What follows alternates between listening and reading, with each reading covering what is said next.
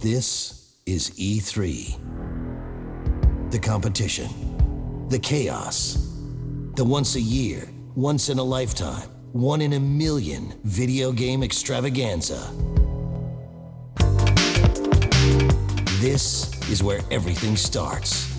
It's the launching pad for the next big thing. The debut, the birth, the first sighting, the next level, the mecca. What happens here changes the world immediately, before your eyes, in real time. This is E3, and G4 brings it to you, totally live. G4 and Attack of the Show present E306 Live. Yes. Oh, yeah. Bathing it. It feels good. Come on, keep it going. Oh, it tingles. That means it's working. Olivia. All right, everybody, welcome to E306 Live, presented by Scion and Mountain Dew. Thank you.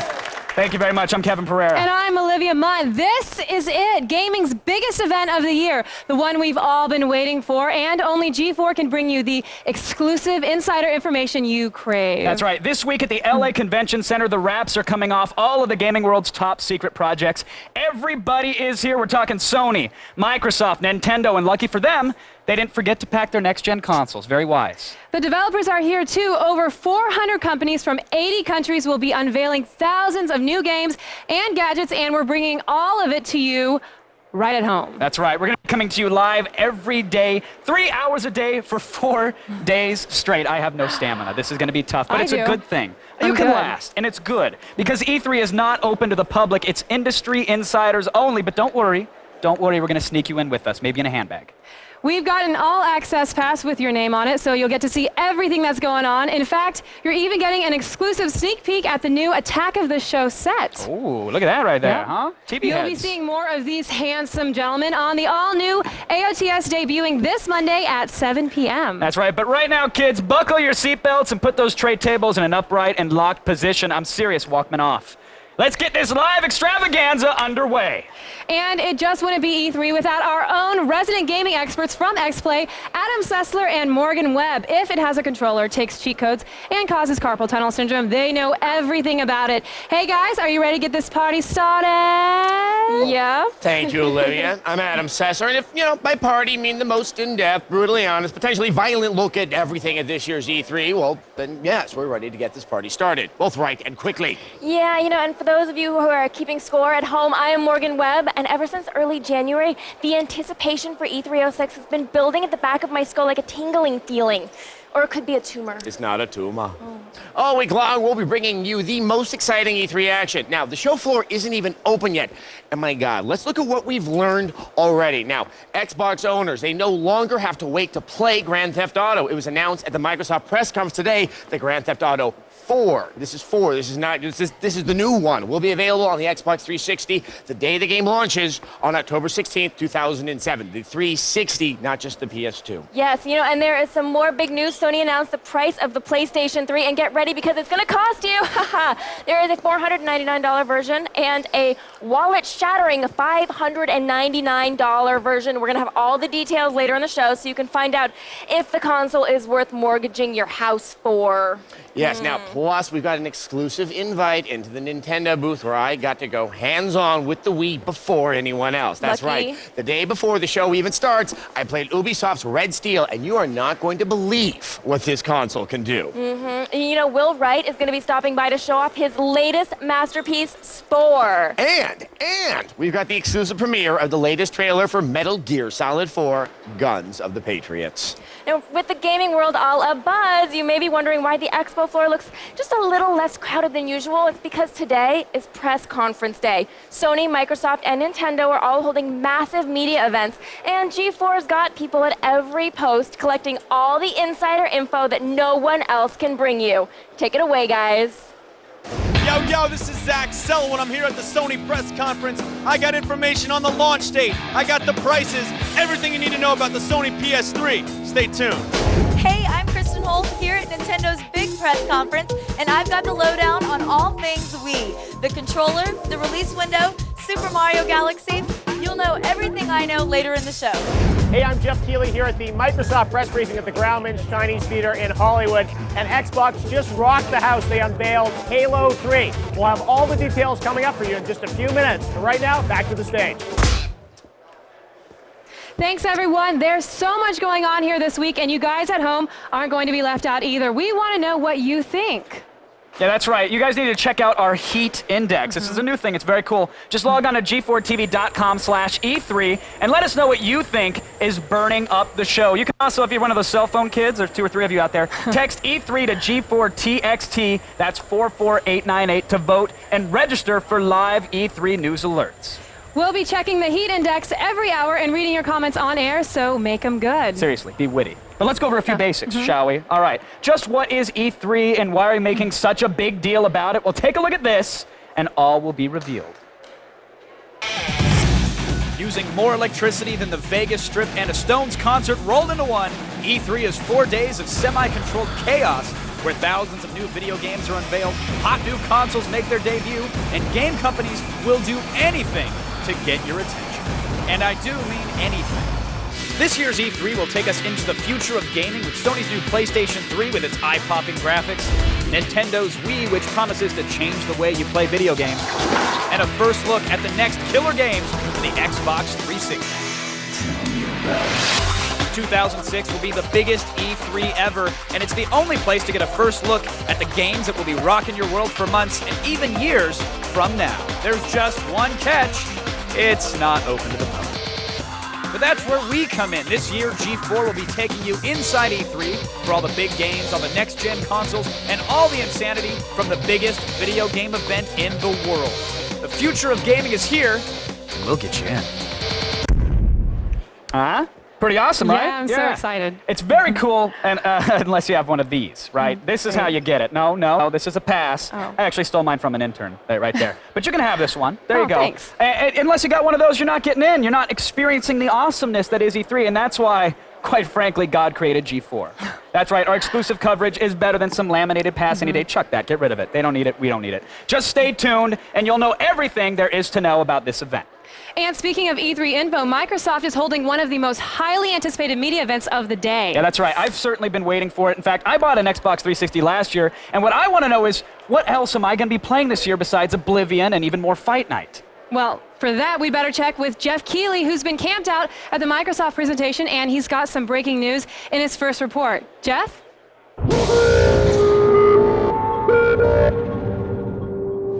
I'm here at the Microsoft press briefing at the Grauman's Chinese Theater. The big news here was the unveiling of Halo 3. Get your energy swords ready. Master Chief is coming to the Xbox 360. And we've got your first look at the game right now.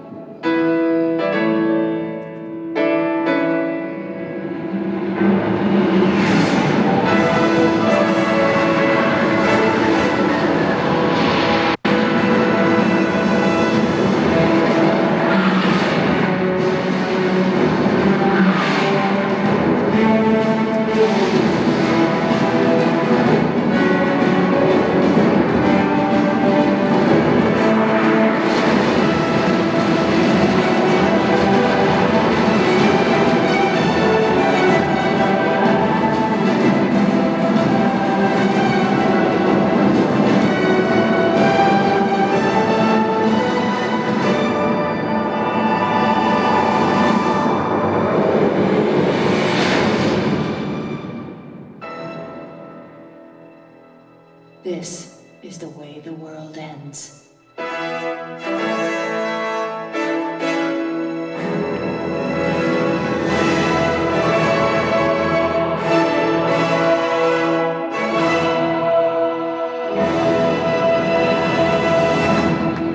there it was, Halo 3, the world premiere. Looks pretty amazing. Master Chief is coming to the Xbox 360 in high def. That's not all Microsoft has. Lots of other news on Xbox 360 games, including Gears of War and 2 Human coming up. Thanks, Jeff. No, I like how it said finish the fight. I was just, we were all probably a little disappointed by the way Halo 2 ended. Maybe that was just me. But also, are they ready to abandon, their money-making franchise, which is Halo? So we have Gears of War and 2 Human out there, but... they're not going to abandon Halo. Yeah. That would be the stupidest move Plus, on their part. The graphics now match the music and their quality. So very excited. All right, now we are going to learn what's coming out of the house that Mario built. Nintendo is releasing a new console this year. As we know, it's called the Wii. Because truly nothing is too adorable or whimsical for Nintendo. Yes. Now, the Wii occupies an interesting place in the next-gen console wars. While Sony and Microsoft are hitting the market with vastly more powerful machines, Nintendo has focused on fundamentally changing the way games are played. Knowing Nintendo, they're going to be inventing brave new ways to pet puppies and control Italian plumbers. And there ain't nothing wrong with that. So, what are they going to show us? We have some answers in our first Nintendo Floor Report presented to you by Scion.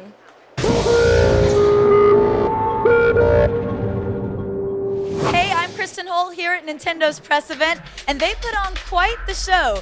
Last year at E3, we only got a tip of the iceberg of what was then codenamed the Revolution, but this year, Nintendo let fly all the information we can handle on their new console, the Wii. Nintendo's plan with the Wii is to reach out to new gamers while giving the current gamers an experience they've never had in a game. The Wii's versatile controller was finally shown being used with a variety of games.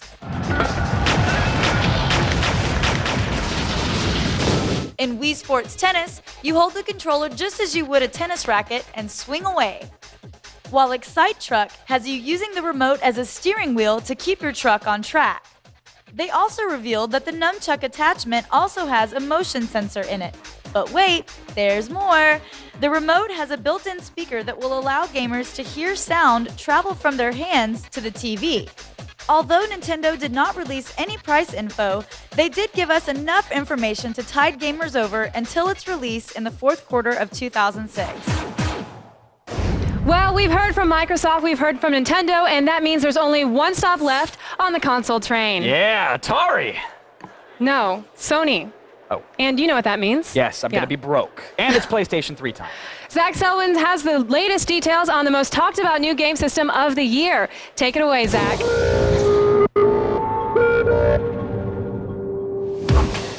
Hey, I'm standing here at the Sony press conference on the Sony Pictures lot. We got price information. We got launch date information. We got everything you need to know about the new PlayStation 3. Take a look.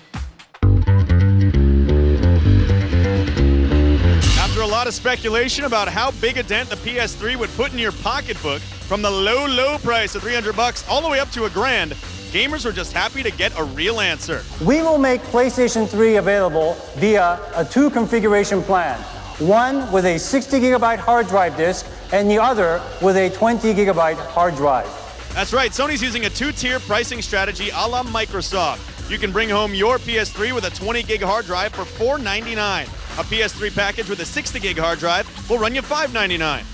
But when can I take it home, you ask? Well, it looks like November 17th is the day you'll be shivering in the cold at 4 in the morning as you line up in front of Best Buy. And check out the controller. Remember that boomerang thing that nobody liked last year? Well, that's gone. Say hello to the new one. It may look like the old PS2 controller, but watch what it can do. I can move this controller in 6 degrees of freedom using my hands as the entire input device. 2 words for Nintendo fans. Uh-oh. Well, with all this talk about the hardware, we didn't even get a chance to tell you about the games. Stick around to find out what you'll actually be playing once you get the new PS3. Awesome, thanks for that, Zach. Everybody, don't forget, later in the show, we're going to have an exclusive premiere of Metal Gear Solid 4. Really good. So call the neighbors, tell them to turn on the TV or to keep looking through your blinds like they are right now. That's right. Glue your butts to the chair. G4's exclusive coverage of E3 06 Live is just getting started. Up next, we'll actually touch a PS3 and get a first look at Too Human when E306 Live returns on G4. E306 Live is presented by Scion. Cars ready for personalization. Scion, what moves you?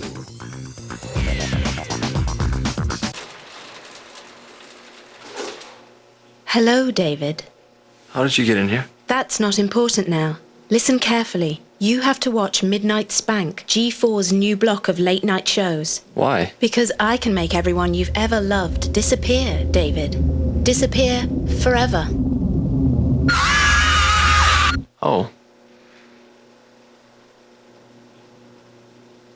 Introducing Midnight Spank. Weeknights only on G4. Of truck.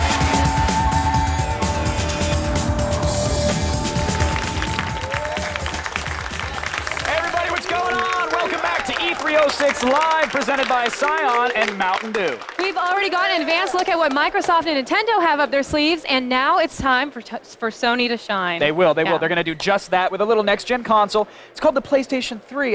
Have you heard of it at all? Yeah, it's already on my Christmas wish list. Oh, good. Well, let's stop talking about it, and let's start touching the thing. And who better to do just that than Morgan Webb? Take it away, Morgan.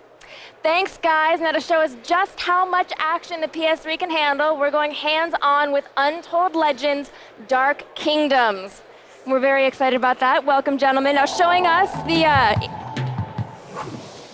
There we go. Showing us the ins and outs of Dark Kingdom is producer Andy Seitz, and playing the game is Glenn Snyder. Welcome, guys. Thank you. Thank you. Now, Thank you you need to very focus on playing, because I understand this is a very difficult game. But you're up to the challenge. You might have played it once or twice before. I'm excited. Okay, so we've had Untold Legends on the PSP. We've had two Untold Legends games. What's the impetus for making it on the PlayStation 3? Well, we had a couple of reasons behind that. First of all, the original Untold Legends games were incredibly successful. The original game sold over 500,000 units. Yeah. And the second version of the game, which came out just last month, is on track to meeting that same achievement. But most of all, what we wanted to do is just give the players more. We wanted to, take all the various gameplay elements, the visuals, the audio, the gameplay, and just expand upon them. We wanted we want to put the player in a very, very vibrant, fantastic world. Okay, well, let's talk about the graphics. The graphics are what really excite people, I think, most about the PS3. People see the potential of the system. So are what we're seeing now on the screen, how close is this to the final version of what the graphics are going to look like? I would say at this point we're about middle of the road. We have a lot of really cool graphical effects that we're working on integrating, especially now that the system's becoming more finalized and our engine's becoming more finalized, more stabilized.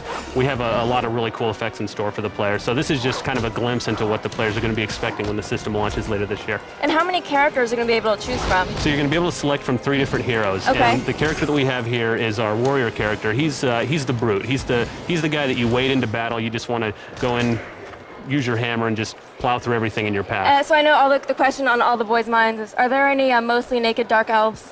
There is I knew there was. one of the 3 characters is actually the scout, Zala the scout. She's the female of the group, and she is... Scout being a polite way to say half-naked girl. Yes, that's the PC way of saying half-naked girl. Okay, I like that. I'm gonna go hang out with some scouts later, maybe. Sounds like fun. Okay, the environments are supposedly very destructible. What can you destroy in the... So our goal with the game was basically anything that you come across, anything that looks like you can interact with, you should be able to interact with it in some way. You can pick it up, manipulate it, break it, anything. Cool. Now, so people I think have been asking about this game. We don't know how much of a stat-based game it is, how much of an action game it is. So where does it fall in that line? We're trying to achieve middle of the road there. We want people to, we want the game to be very accessible. We don't want to become burdensome with the number of stats. We want people to dive in, pick up the controller, and just really get to playing the game. Okay, so now let's talk about the quest. Now, there's a few different ways to sort of approach these role-playing games. You can lead people on a set path, or you can give them more of an open world to explore and see where they go with it. So where does Untold Legends fall on that scale? So Dark Kingdom is much more linear than the previous games. There's a very linear storyline that's involved. There are story arcs as you can go off and as you meet people along the way. But for the most, like you can pick up side quests and help people find their lost peonies or whatever people lose in these games. Exactly, but the overall story is a very linear, very directed story and very cinematic experience. But you feel like it's balanced no matter which character style people play? Because I think people are going to go for the half-naked. For the I mean, the half-naked. scout, my bad. Yeah, it's balanced, but the one thing we wanted to do with offering the 3 characters is offer very distinctive play differences. Not only did we want them to look different, we wanted them to play different, and I think that what we've done with the 3 is achieved the best of both worlds. Okay, now Sony is definitely pushing its online component this year. This was a big focus of the press conference. Oh, that was a good hit. So what are you going to do with online? So once we launch the game, our goal is to not have the game in when players pick it up.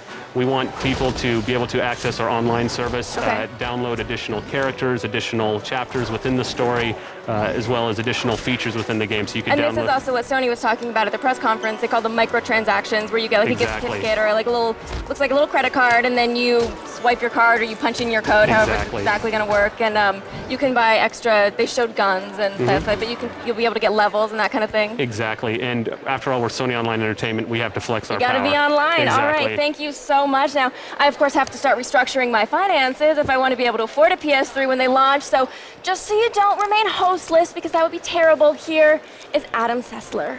Hi, guys. Thanks, Morgan. Now, why did we open the show with a PS3 demo? Well, you think it's like going to a Kevin Federline concert and having him lead off with Popo Zhao. It's a recipe for disappointment. Not so with G4's exclusive E3 coverage. There is so much more great stuff on the way, your vertebrae will fuse, making it physically impossible to look away from the TV. It's happening now. Up next, discover the PS3 game that's getting major buzz, and then witness the spore of one of gaming's biggest names as G4's exclusive coverage continues.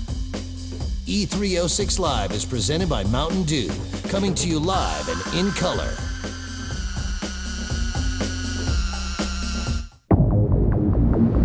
Germs. And we are back with E306 Live, sponsored by Scion and Mountain Dew. And now a guy whose only sponsor is his one from AA, Adam Sessler. Oh, thank you so much, Olivia. All throughout our big week of coverage, we're going to be talking to the mighty shoguns of E3, the who's who of the gaming world, and maybe my mom, because she has nice things to say about me. But to kick things off properly, we have some FaceTime with Ted Price, the founder of Insomniac Games.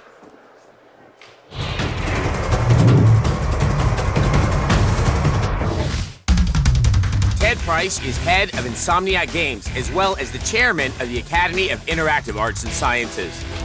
Insomniac's first game, Disruptor, released for the PlayStation, was a critical success, but it was the 1998 release of Spyro the Dragon that really took the company to a new place. Insomniac has had a long run of commercial and critical hits like Ratchet & Clank for the PS2. The game won tons of awards, shipped over 2 million copies worldwide, and triggered lots of follow-up hits. Now you're talking. So it's no surprise that the company's first next-gen title, Resistance: Fall of Man, is one of the most anticipated games for the PS3.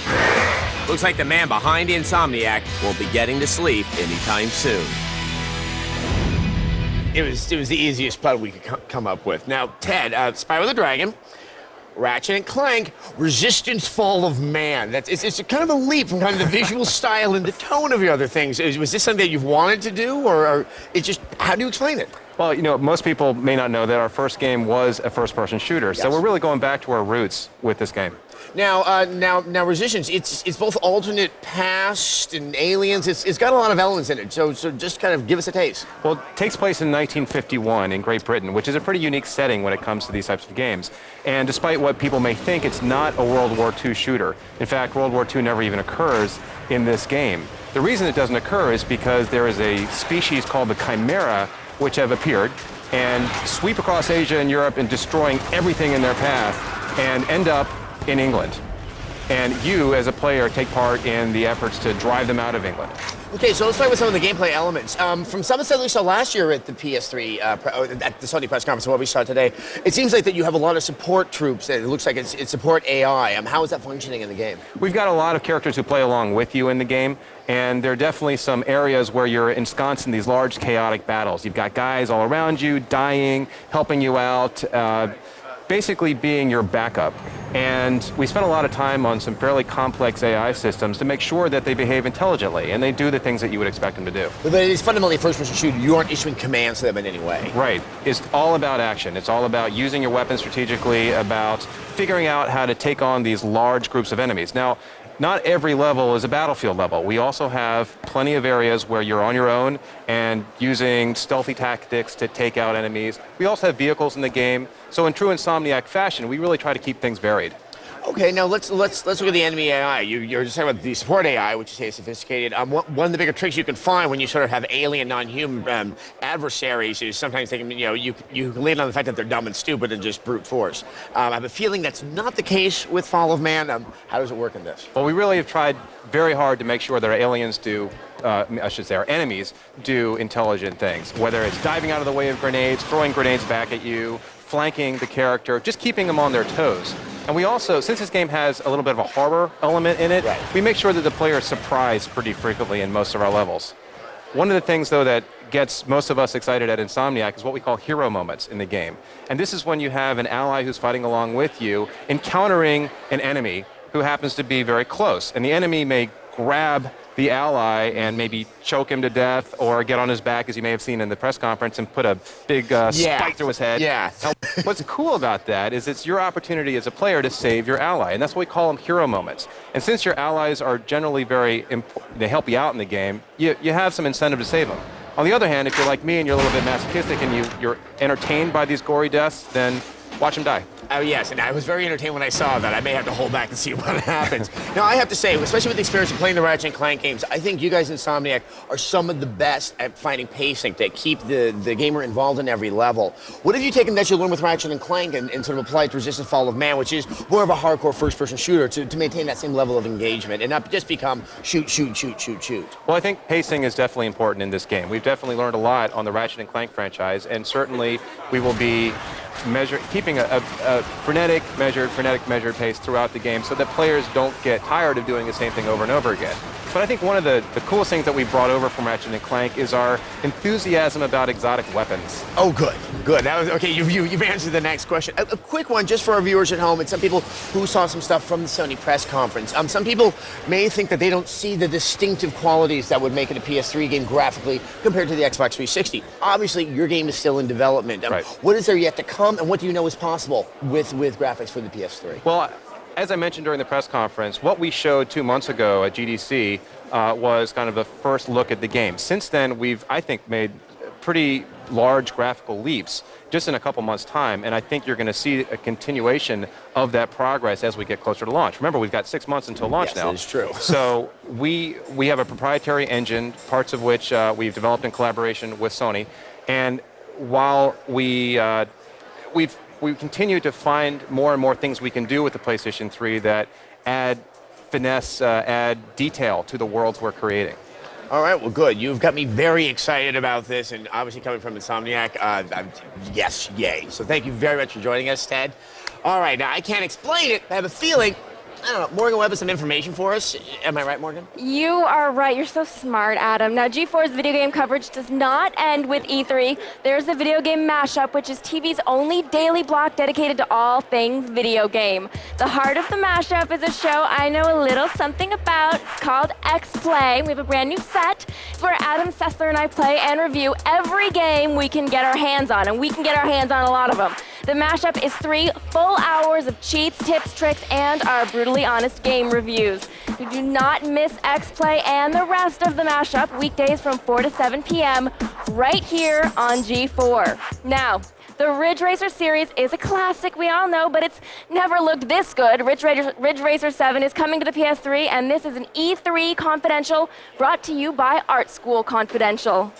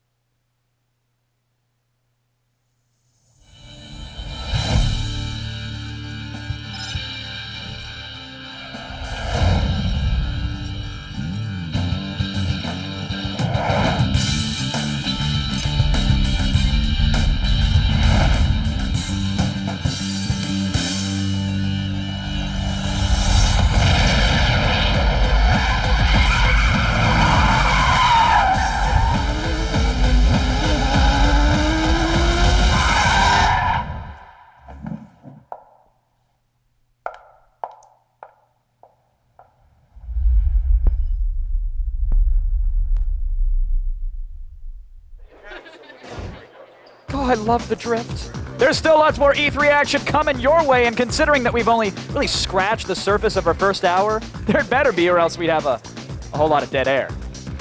So, after the break, big news from Nintendo, straight from the Wii's mouth. Then catch a peek at the breathtaking new game from the minds behind Far Cry. E306 Live is also brought to you by Sony Pictures Classic, Art School Confidential, in theaters everywhere May 12th.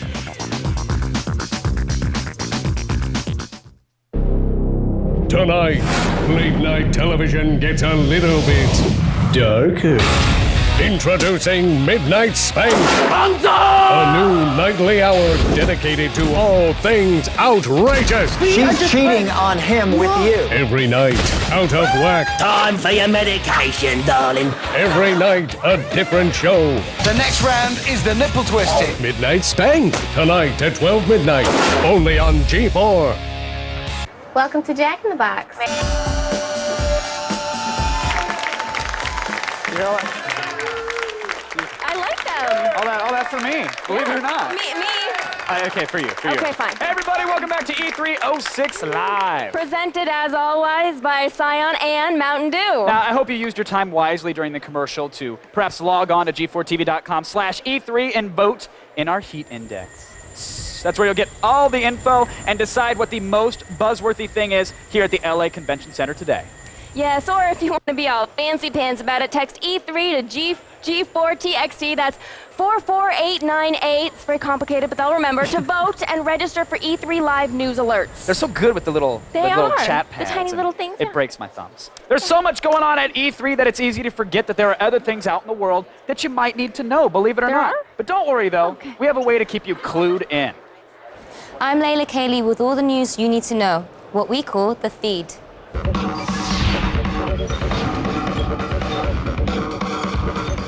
Britney Spears knows who Shakespeare is, and he is not part of her world.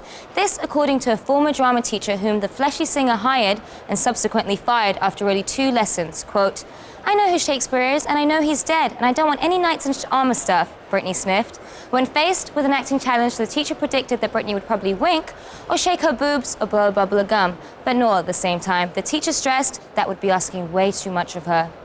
Wipe that smile off your face or Walmart could charge you for it. The world's largest retailer wants to copyright the smiley face, which has appeared in its advertisements since 1997. The problem is, Walmart didn't invent it. In fact, nobody's really sure who did. When people walk around wearing a smiley face, a law professor tells the LA Times it's because they like it, not because they associate it with a particular company. That's right. Have you ever misplaced one of your favorite games? Don't worry, the Library of Congress could soon begin archiving video games. The library has been in talks with game publishers and other content providers to preserve digital materials. Librarian Laura Campbell says we are all faced with the potential disappearance of our cultural heritage if we don't act soon and act together. Take that, Walt Whitman. That's all the news for right now. Keep it right here on G4 for breaking news throughout the day and visit us on the web at g4tv.com. I'm Layla Cayley, and you've been fed.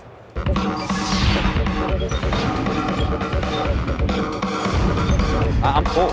You look full. I'm Maybe good. it's just water weight. Good. Okay. I'm retaining, okay? Oh, sorry. I'll sweat it out. Now, a lot of people don't know this, but E3 has actually been around for quite a while. Yes, and it wasn't always the celebrity-laden spectacle it is now. No. C-list. We're all about educating the audience here, so let's go back in time with this very special report on the history of E3. 'Tis the year of our Lord 1695, and we are excited to be graced by Providence at this year's E3 convention. You speak the good word, sir. We are coming to you enlivened for all the latest in the advancements of the amusement arts. Perhaps the most choir-worthy news yet is Sony's release of the newest God-sent incarnation of their hoop and stick device. Goody Webb has an exclusive hands-on review. The new HS3 is ages ahead in development from the very first HS, or as we call it, the ye old version. Lo, we have this exclusive trailer to display. Gaze ye upon the glory.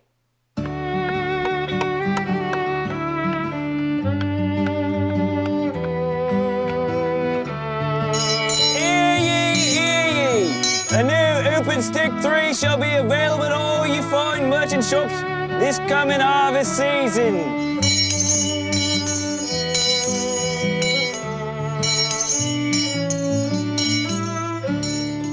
Thanks upon you, Goody Web. Flee not, gentle flock, for we also have Nintendo's answer to the HS3. Peace upon you once again, Goody Web. Nintendo is not content to sit idly by, suffering the indignations of the HS3. Their righteous light hath shown a different path to success, taking advantage of the newfangled pocket clothing style with their new line of Jacob's Ladders, the Jacob's Ladder Lite. As ye can see, 'tis verily 30% smaller than the original Jacob's Ladder. Is the Jacob's Ladder worth the season's wages? Nay, Goodman Pereira, 'tis not. Coming up after the break, tactile-sensitive corn husk dolls as an exclusive exchange with increased Matha. Verily, after these missives. Well, that seemed extremely plausible. And please, check back with us over the course of the week to learn more about the history of E3. I didn't even know that. How surprising. I like the hoop and stick. But now it's time to check in with our friends right across the stage. It's Adam and Olivia. Yes, Kevin, I guess in the past they all look like us too. Well, thank you guys. Weeknights at midnight just got a little bit darker with Midnight Spank, the new late night block here on G4. Midnight Spank. It's an interesting name. Yes, exactly what I was going to say. Interesting. Midnight Spank. It mixes shows like Bonsai, Brainiac, and Cinematech, Nocturnal Emissions with new shows like Ed the Sock's Night Party, Cheaters, and the Late Night Peep Show. All making for a rather outrageous block of shows that could only air in late G4 night. Now, tonight at midnight, it is back-to-back episodes of the cult Japanese show Bonsai, where you can play along online. Now, that's Midnight Spank every weeknight at midnight, right here on G4. Now, coming up on E306 Live, we have an exclusive look at the trailer for Metal Gear Solid 4. Touch that remote, and I will literally kill you. Really? No, but I will give them a stern talking to, like... Okay. Coming up next, get an exclusive peek at a world premiere game for the PS3. Plus, breaking news from Microsoft when E306 Live returns on G4. E306 Live is presented by Scion. Cars ready for personalization. Scion, what moves you? G4TV.com, giving you the scoop on the news you care about. Dive into the pile with over 15,000 streaming videos ready to go. Behind the scenes, game reviews, and more. Go to G4TV.com. What you need, when you want it. Who wants to mash? Introducing G4's Video Game Mashup, television's only daily block dedicated to all things video game. Every day it's 3 hours of the best cheats, tips, and brutally honest reviews. The Video Game Mashup, weekdays at 4, only on G4. Oh, yay. They made it through the commercials. Good for you. Nice. Welcome back to E306 Live, presented by Scion and Mountain Dew. As a reward, we're going to let you see more E3 coverage. That's pretty sweet. What was the, was there a second prize? Well, it was a set of steak knives, the cutting in the, the tin can. Anyway, American journalists, they have long stood up to speak out against tyranny, injustice, and video games. And to continue this tradition, we present our own highly opinionated voice of reason with some insider tips on attending E3. Please enjoy this. The very first Morgan Minute. For this first Morgan Minute, I thought I'd share a bit of my expertise. So you go to enough conventions, expos, and Yu-Gi-Oh! Tournaments, you pick up some tips, and here are the big three. A, bring a Sherpa. There's a lot going on at E3. All the booths are making noises, and there's a lot of Best Buy executives milling around. It's helpful to have a sturdy Nepalese guide to keep your bearings. B, bring a taser. Like I said, there are a lot of Best Buy execs, and sometimes they can get a little pushy about the line to play Twilight Princess. And in that case, the ability to stun someone into submission can be quite useful. And C, be famous. Not the kind of extended cable pretend famous that I am, like real famous. See, E3 always sees big names like Gary Coleman and Elijah Wood here, and want to know who always gets to cut to the front of the swag line? The guys who destroyed the One Ring or didn't know what Willis was talking about. In conclusion, E3 is a cavalcade of wonder for everyone, but it's even better if you've done some thoughtful planning. All right, thanks, Morgan. Now, it's been called the greatest generation, but now World War II has entered the next generation of gaming. Here's a premiere of Call of Duty 3.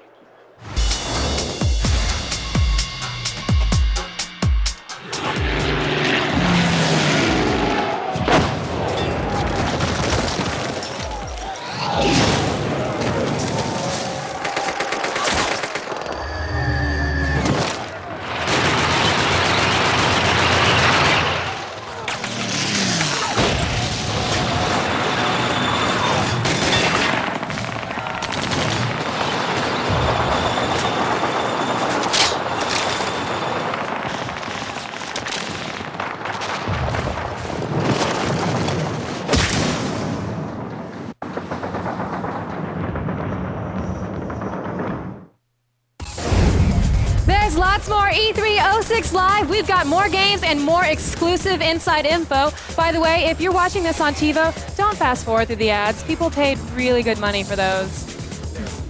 After the break, we'll hear from you, the viewer, as we check the heat index. Then take a trip inside the mind of the creator of The Sims.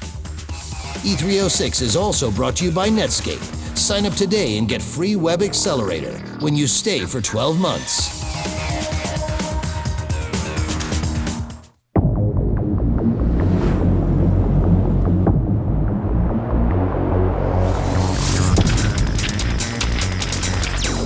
We know your world. So we have permission to attack it. It's your life. It's your show. An all-new Attack of the Show. Weeknights at 7 p.m. only on G4. Previously. Yay, we're clapping. Yay, we're excited. Welcome back to E306 Live, everybody, presented by Scion and Mountain Dew. We're fast approaching the end of our first hour together, and now it's time to check in with the heat index. Now, we're going to run down the list of what we've seen in this past hour, and we'll find out exactly what you, all of you, the audience, thought. Let's start off with one of the huge announcements so far, really. This one's a big one. It's Bungie Studios' Halo 3. You guys rated it as volcanic. Yes. Or warm. One of the two. Volcanic's the new warm, really. Look, in 2007, we got a big battle. It's next-gen Master Chief. What more do you want? Of course it's volcanic. That's what I rated it as. Master Chief is all, sexy when he's shiny. His new armor is even shinier. It is. It is taking shinier. advantage of power and shiny shine. maps. Yes, Halo 3 does look amazing. Now, but Nintendo, as we know, also dropped some big news today about the Nintendo Wii. Now, you went to the heat index and you voted, and you rated it as scorching hot. Va-va-va-voom. I was excited when they brought out the little, orchestra simulation when they were playing golf. And that was in the first 5 seconds. I might even be excited about playing golf. I hate golf. And you give me Nintendo a knows how to start a controller. press conference. Yes, Oh, they that do. was. They That was one of the best times I've had at a press conference in a while. All right, Nintendo finally showing off their guns. Well, that's very nice. But let's not forget PlayStation 3. Now, Sony revealed the new details on its next-gen console, and we finally got our hands on it. And you guys said it was volcanic. Now, volcanic, it's I don't know. Honestly, I don't know if I would say it's volcanic. Resistance definitely got me excited. That's one of the full solid games. Everything else I saw, there was kind of a hack and slash and a driving game there in the press conference. I agree, but I want to clarify one thing real quick. You saw on your screen, the Halo 3, it said warm. You know what? No, it's not. You guys thought it was volcanic, and that's why I was so confused. Yes. The thing is just as scorching hot as the PlayStation 3. Exploding. Which says a lot, that a game title is just as hot as a new console. I think people are just excited about everything. That's sort of the impression I'm getting from the web. Everyone's clicking on excited, excited, excited. Woo! Well, Hey, I just can't hide it. Well, speaking of that, we actually have someone who actually posted their thoughts and opinions on the website. Here's what Quipper had to say about Nintendo. I can't wait to try out the Nintendo Wii. This system seems to have the most efficient entertainment and price ratio. Yeah. And it's a fun name. It's a fun, it's fun to say, I'll give it that. But it's not fun to explain. But after the press conference today, I feel a lot more at ease with it. Yeah. It seems to make sense, just because now I want to play the games. But it's a good observation. We don't know exactly how much fun it's going to be, but we know that the price is probably going to be cheaper than all the other consoles, and as such, I'm game. And that's like the DS, too. I think that's what really won the DS out over the PSP. So. Definitely. Yes, 2 screens. The games to 2 screens. All right. Well, if you want to make your voice heard, keep voting at g4tv.com/E3 or text E3 to G4TXT. That's 44898 to vote and register for E3 Live News alerts. All right, everybody, we are just getting warmed up ourselves. Our personal heat index is rising. We've got more of exclusive E3 coverage on the way, more interviews, more floor reports, more games you could ever hope to play in your entire lifetime. I'm serious. Really? I'm serious. Well, then we'll have more breaking news on the Nintendo Wii and the PS3 when E306 Live returns on G4. E306 Live is presented by Scion and Mountain Dew and also brought to you by Netscape, Art School Confidential, and ITT Technical Institute.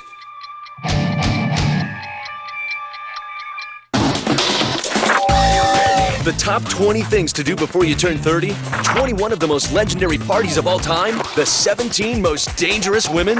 Who in the world can bring all these things together? Welcome to Filter. It's Beth Ostrowski on an all-new Filter. From the best of the best to the worst of the worst, she ranks them like she sees them. We give you the list you didn't even know you needed. It's an all-new Filter. Premieres June 3rd at 7 p.m. only on G4. Live without Daily Nut. It's a daily podcast highlighting the best of the internet every day. Download it now at g4tv.com.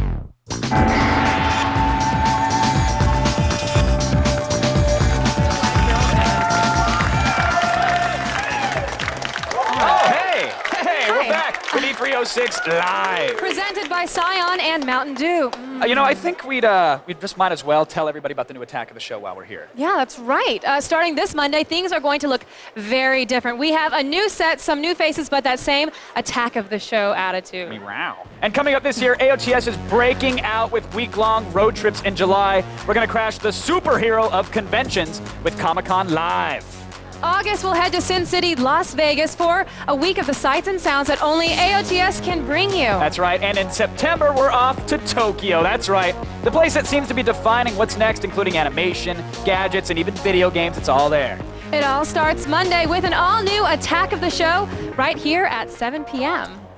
You know, I could talk about us forever, but I think we need to stop there. Let's see what's going on with Adam and Morgan. Yeah, what's happening in the next hour, guys? Well, the last hour will be hard to beat, I would have to say. But with hope, determination, and the power of Grayskull, I think we can do it. Yeah, I'm confident that we can. Now, how does some more FaceTime with the PlayStation 3 and the Nintendo Wii sound? I'll tell you how it sounds. It sounds good and whimsical. Wii! All right, we've also got some hands-on demos that will kick your ass harder than Steven Seagal. That's the pre-fattened Buddhist Steven Seagal. Yes, I should hope so. Now we have 2 human for the Xbox 360. Yep. You never know. Maybe it'll show up. Yes. Plus, we've got more exclusive game premieres, a Booth Babe retrospective for those of you who enjoy white pleather outfits, and even another Morgan Minute. Now get ready, because Hour 2 starts right now. It's the biggest E3 ever, and the console war is heating up. Catch all the buzz about the brand new Nintendo Wii. Get a first-hand look at the exciting PS3 lineup. And check out these incredible new games for the Xbox 360. G4 and Attack of the Show present E306 Live.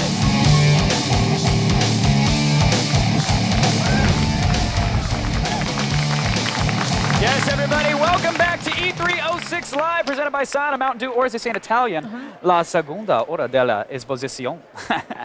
I'm Kevin Pereira. And I'm Olivia Munn. I did not know you spoke Italian, Kevin Pereira. Thank you. I don't. I just eat at the Olive Garden a lot. Well, I gotta tell you guys out there, all the free salad and breadsticks in the world can't compare to what's going your way in the next hour. That's right, the Nintendo Wii will be getting some more time in the spotlight. So will all the great new Xbox 360 games that pissed you off because they didn't come out when the new console was released. Oh, it's all right. We waited. And you won't get to see this stuff anywhere else, because when you show up to E3 with G4 on your side, you get unlimited access, my friends. And here to give you the most in-depth, honest game coverage available on the planet are the experts from XPlay, Adam and Morgan. Yeah, you guys got a lot on your plates today, don't you? Yeah. I don't even have plates, but yes, we do, Kevin. Yes, hello, everybody. I'm Adam Sessler. That's right, and I am Morgan Webb. Coming up this hour, we're going hands-on with one of the most highly anticipated titles of the year, 2 Human for the Xbox 360. It's gorgeous. Plus, the best of E3 Booth Babes and the exclusive world premiere of Metal Gear Solid 4 Guns of the Patriots. People seem to like their Metal Gear Solid. I know, it's funny that, isn't it? Yeah, it is funny. Now, there is so much going on at E3, it's pretty much impossible to avoid doing something cool. You're right. Yeah.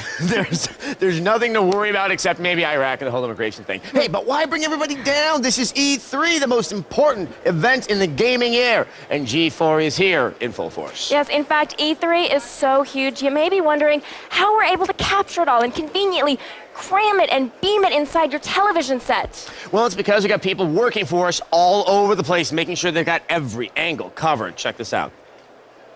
Yo, I'm Zach Selwyn here at the Sony press conference. I got all the information you need about the new PS3 games. I'm talking about Final Fantasy 3. I'm talking about Metal Gear Solid 4. I'm talking about Rocky 5. Just kidding. Stick around. Hey, I'm Kristen Holt at Nintendo's press event, and we finally got to see what the Wii's games look like. and how developers are using the controller to do everything from shooting space pirates to balancing brooms. Hey, I'm Jeff Keighley here at the Grauman's Chinese Theater for Microsoft's press briefing, where you're going to see amazing footage of Forza 2, Fable 2, and Gears of War. But now back to the stage.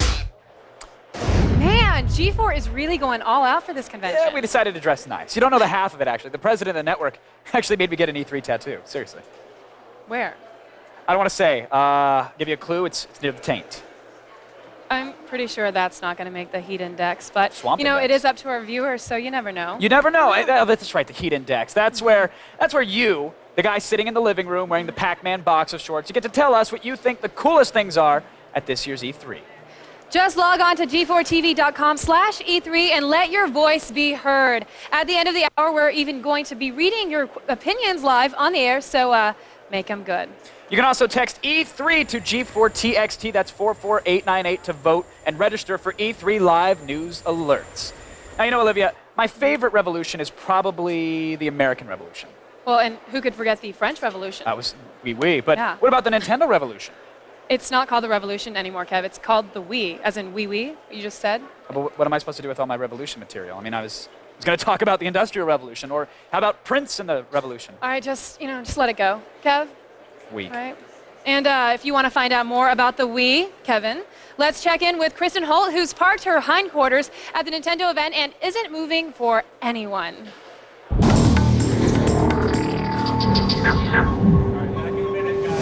Hey, what's up? I'm here at the Nintendo press conference, and we've seen the machine, but what about the games, Nintendo?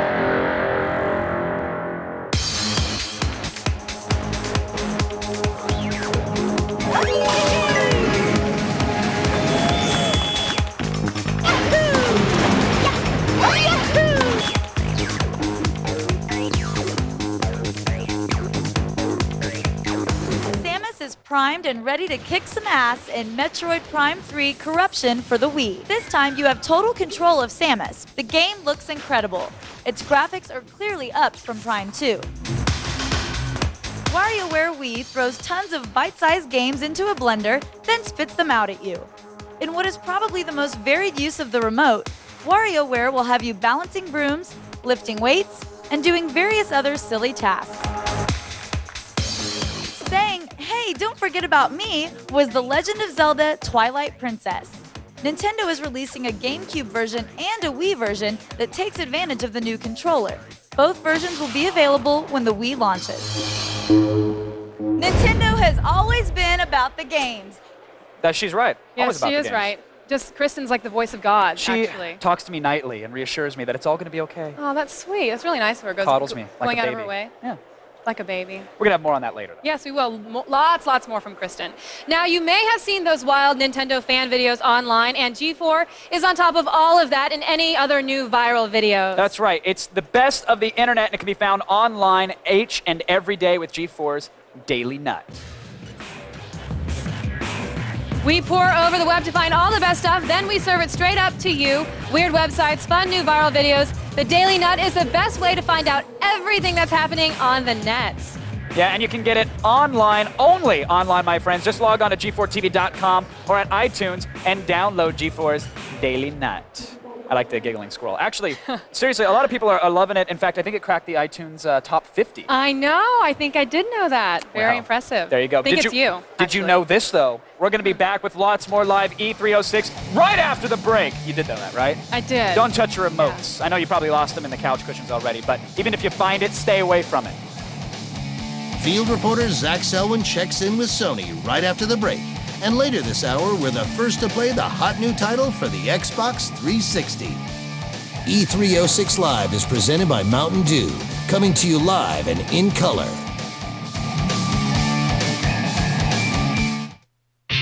G4TV.com. It's a whole new way to stay plugged into your world, giving you the scoop on the news you care about. Dive into the pile. G4's all-new web-based TV channel with over 15,000 streaming videos ready to go. Behind the scenes, game reviews, and more. Go to G4TV.com. What you need, when you want it. The Video Game Mashup. Television's only daily block dedicated to all things video game. Weekdays at 4, only on G4. Stream picking some.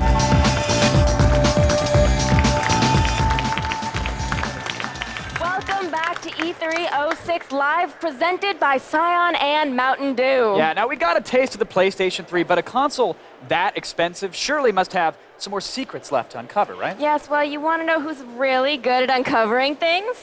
Who? Zach Selwyn. Ah. And let's see what else he's found out over at Sony.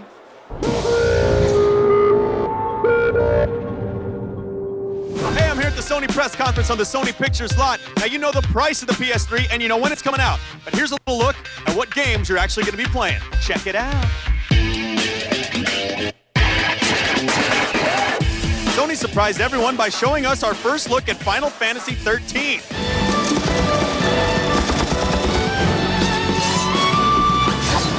That's right, Part 12 isn't even out the door yet, and they're already pimping their next big ride. And how can you not get excited for Metal Gear Solid 4?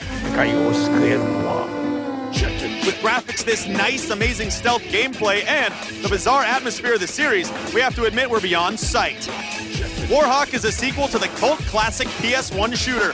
Sony still hasn't released much info about the game, but we do know it uses the brand spanking new motion sensor controller.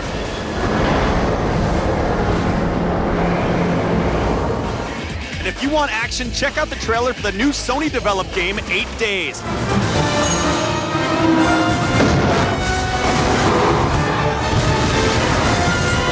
Plus, there are a ton of sequels coming out for the system. Virtua Fighter 5, Tekken 6, and Armored Core 4. Wow, they're gonna start running out of numbers soon. Yeah, we're gonna have a lot more here from the Sony press conference, including a peek into their online service, what's going on with iToy, and some new games for the PSP. Stay with me. All right, thanks, Zach. Guys, next-gen chest hair. It's fantastic. It's phenomenal. What do you think of the old PlayStation Trace? Well, you know, the most impressive game I think they had that was actually being played by somebody on the stage was a game called Heavenly Sword. We only saw a little bit of it on the screen in the little package that a little, we just saw. a little like God of War, perhaps. Just a little bit, maybe. It's like God of War because she has swords on chains. But there were a lot of aerial moves, and it looked pretty good. It looked good. I don't want to be a live TV troll or anything like that, but Sony's selling a $600 console, though. Yeah. Like, they really are. The $500 one doesn't have the Wi-Fi. It's only got one HDMI out. Doesn't have all the memory, the media slots. Look, Heavenly Sword looks awesome. Over that a little bit They when they're really like did. 20 versus 60, and the conference is over now. They really did. So I don't want to focus on that. And plus, Heavenly Sword did look awesome, but you're not going to get the rumble when you hit somebody with the chain. There's going to be no... I'm sorry, Yeah. I don't mean to be a negative Nancy. But yeah, and that's okay. But I totally The am. world Yes, you're needs those. Now, if you want to know more PlayStation 3, more about the PlayStation 3, be sure to point your browsers to g4tv.com/E3. It's a good website. It is a fantastic website. I love it. Now, at this point, you're probably saying to yourself, G4's E3 coverage just can't get any better. But you're wrong. We have yet another game premiere. Another one? I know. Wow, we better settle down. This much activity. It's actually not good for my pacemaker. You're not a little young for that?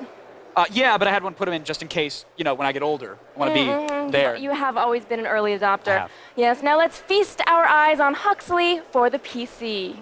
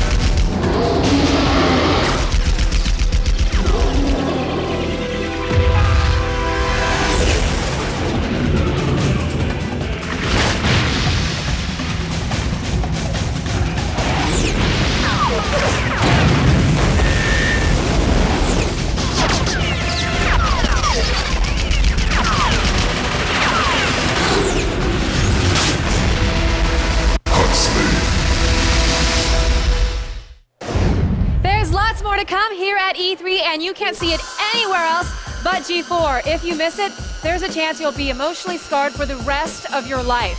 You'll never recover. Up next, stay tuned for a hands-on demo of 2 Human, and don't miss our exclusive first look at Spore from Sims creator Will Wright.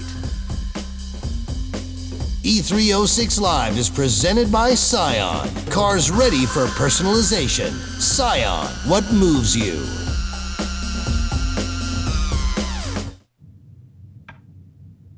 Hello, Tom. You have to watch Midnight Spank, G4's new block of late-night shows. But I'm tired. Tom, do you want me to eat your other leg? No, calico-colored guinea pig. Introducing Midnight Spank. Weeknights only on G4.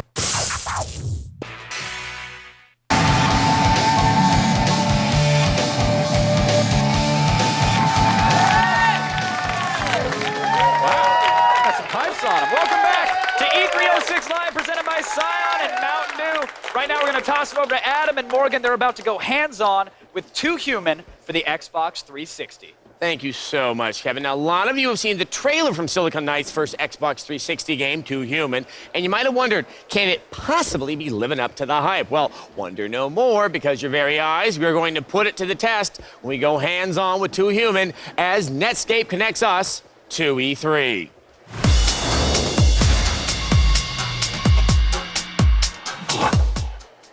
All right, now, Dennis Dyack is the president of Silicon Knights and the creator of Eternal Darkness, truly one of the most underrated games of the last generation, and I'm always happy to have you here. Oh, thank you. Welcome back, Dennis. Too Human. Now, I think the big thing about this game is this game has been kind of rumored to be in existence for over 10 years, is this correct? Yeah, 12 years, 12 years. We first started thinking about Too Human before we created Legacy of Kain in 1994. Now, obviously, there must have been some technological reasons why you couldn't do it then, and then what is happening now that you can make it come to life? Well, the exciting thing about now is with the Xbox 360, we've always wanted to make entertainment the dominant form of entertainment for this century, and with the 360, we can actually now create production value that is competitive with the movie theaters. So now, if you look at some of the graphics in the game while you're playing, we can make it look lifelike and realistic, and at the same time, with an interactive camera system, we can make it look like Hollywood. So. All right, and I think I should point out that in a very enviable position is Morgan right now, playing this game and already kicking some ass all over the place. Now, you have been quoted as saying, making a rather grand statement that I believe this is going to change the paradigm and maybe even gaming as we know it. Those are some big words. How are you going to make that happen? Well, what we're hoping is with an interactive camera system, the way people and experience that they have with games will actually change. So when we went from 2D to 3D, when people were playing Pac-Man, they never worried about the camera. We made this jump to 3D. This added layer of complexity got added, and people are worrying about the camera at the same time as playing. So we created this camera system. We think other people are going to do this afterwards. Is why worry about the camera when we can just concentrate on the gameplay? And if the camera's focusing in and changing things, so we're not really trying to say that Too Human may change the world, but we're thinking that this methodology is really what's going to change the industry and really bring it to the next level of entertainment. Take an extra burden off of the gamer. Okay, so obviously that makes playing the game better. What are we doing in this game? This is a lot more action than you've ever done in the past. What is the story around it, and how does the action take place? In Too Human, you play the role of a cybernetic god called Baldur. You're faced with an army of machines trying to wipe out mankind, and you're charged with the defense of mankind. You're always being told that you're not cybernetic enough and you're too human. You need to cybernetically upgrade yourself to fight these monsters. So we go throughout the game and we tell stories just like we do with Eternal Darkness, only at a much faster action pace like you're seeing here in the game now. And the idea is to create an experience where people can have it nowhere else. And if you're going to be, really have the choice of watching Lord of the Rings or playing Too Human, you'd rather play Too Human. Well, that sounds good. Now, it sounds like with the character, you could take some different paths, whether or not you really want to be Too Human, or if you actually do take on some more cybernetic qualities. Yes, that's correct. There's a large component of role-playing where you can cybernetically enhance each of your different body parts, choose your different moves, choose which weapons you want to focus on, whether it be swords, pistols, long staves, two swords, hammered shields. So you specialize where you want to go and you build your character from there. And that also goes down the line of both humanity and cybernetics. You want to give yourself more machine parts, or do you want to work on your human skills? All right, Morgan, Yes. you've had, what, 3 minutes with this? What are you thinking? I think it is actually quite intuitive. For the first, sort of 1 minute, you're like, I don't know about this, but then you realize that it really is working in your favor as opposed to against you. And, we get so used to playing games the same way that it's interesting to try them out in a different way. Well, see that, Dennis? You have a 1 minute learning curve. That's definitely something to your pretty credit. good. So, also, there is an online component to the game. How is that going to fit in? 4-player co-op throughout the whole thing. So you see Morgan here doing combos and all kinds kinds of things single player. Imagine hooking up with your friends and doing combinations between your players, and just the whole experience, the game doesn't change. It's the same thing all the way through co-op or single player. Now, characters that you've been building up during the single player, can you put those into the co-op mode? Absolutely. Wow, Absolutely. that's really exciting. Okay, well, Dennis, I have to say, you've got me more intrigued, and I was already pretty good before we actually had this thanks chat. so much. So, Dennis, good luck on the game, and Thank you. look forward to playing it soon. Sounds good. All right. Well, what did you think of that there, Kevin? Thought it was pretty sweet, actually. And if I told you that we had another game premiere coming up, you probably wouldn't believe me, which is understandable because I've lied to you before. Too many MySpace women know that. But trust me this time, the premiere of Saints Row for the Xbox 360. Take a look.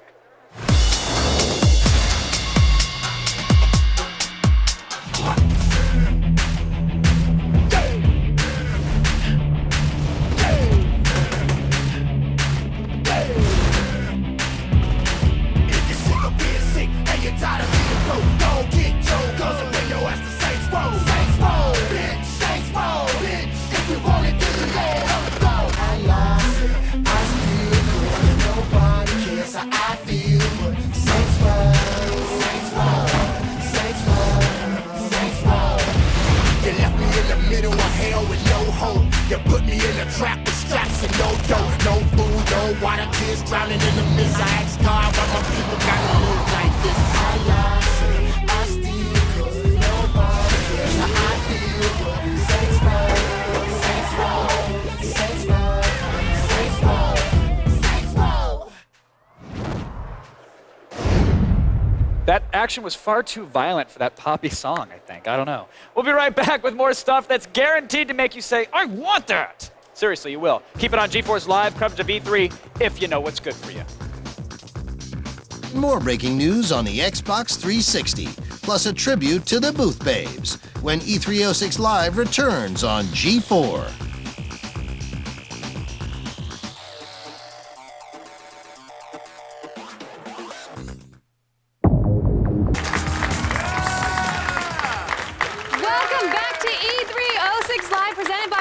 And Mountain Dew. If you don't know about our heat index by now, you've probably been watching with the sound off. The heat index is your chance to tell us what you think about everything you've seen today. Just log on to g4tv.com/E3 and let your voice be heard. You can even text E3 to G4TXT, that's 44898 to vote, and register for E3 live news alerts. Ah, democracy in action. You gotta love it. Now, here's the feed. I'm Layla Cayley with all the news that matters to you. You know, the feed.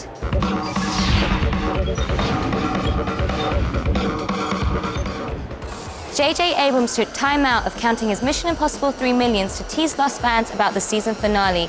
The co-creator of ABC's hit series says this season's closer surprised even him. Abrams hints that a lot of it has been there and has been building up from the beginning of this season. Catch the last season finale, Live Together, Die Alone on May 24th. In movie news, V for Vendetta star Stephen Ray and Ron Hellboy Perlman are the latest additions to the cast of the Mutant Chronicles movie. John Malkovich and Punisher star Thomas Jane are also committed to the screen adaptation of the role-playing game, which has spawned a series of novels. And in gaming news, Al-Qaeda has invaded your favorite infidel video games. A study commissioned by the US Department of Defense reveals that militant Islamic groups, both here and overseas, have written mods to popular games like Battlefield 2, recasting American soldiers as the bad guys. The altered games are playable online after visitors register with site sponsors. Sounds kind of creepy. That's all the news for now. Keep it tuned for G4 for breaking news throughout the day and visit us on the web at g4tv.com. Until next time, I'm Layla Cayley and you've been fed.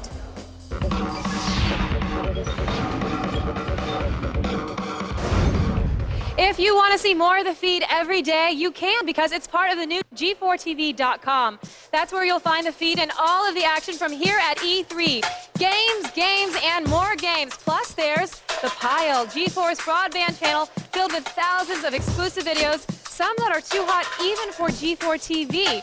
G4TV.com, it's everything you want when you want it. Log on to G4TV.com. It's easy, G4TV.com. Don't make me say it again. G4TV.com. Okay. I've got an idea. Let's point our cameras towards Adam and Morgan. What's up, guys? Well, hello there, we're just Olivia. hanging out with the balls on the new set. Yes. This is New our new balls. set, and these are our new balls that we Yes. have for the set, because When there's we a get joke bored, there. we have something to kick. Exactly. Okay. Wow. Hey, Olivia. You know, Microsoft is something of the biggest wild card here this year's E3. Yeah, well, you know, Nintendo and Sony are debuting their shiny, mysterious new consoles, but the 360 has already lost its new console smell. What a smell that was. Now, what Microsoft does have is a multitude of new games for the 360. Jeff Keighley has more details in this floor report fueled by Mountain Dew.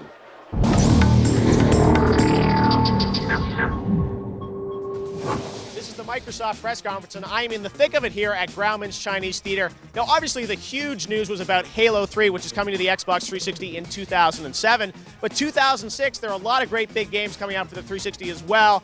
A number of sequels. But first, let's start with an original game, Gears of War from Cliffy B and Epic Games. It's pretty clear that this is not a run-and-gun game. It's a stop-and-pop game, all about cover, and the coolest feature was a chainsaw weapon.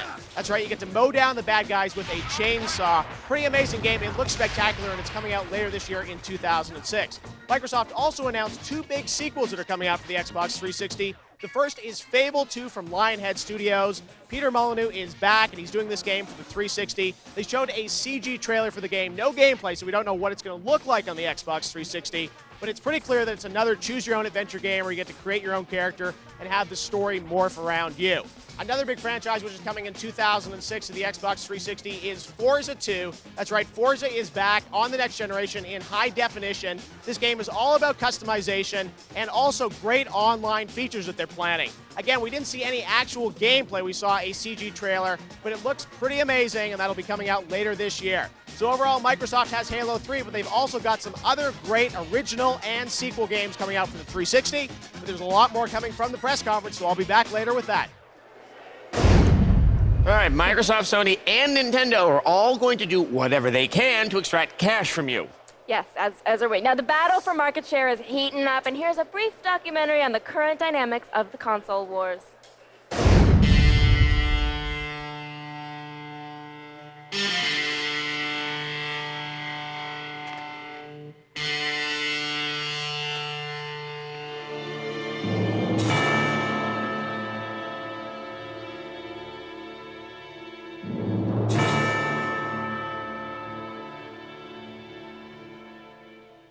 またあったな。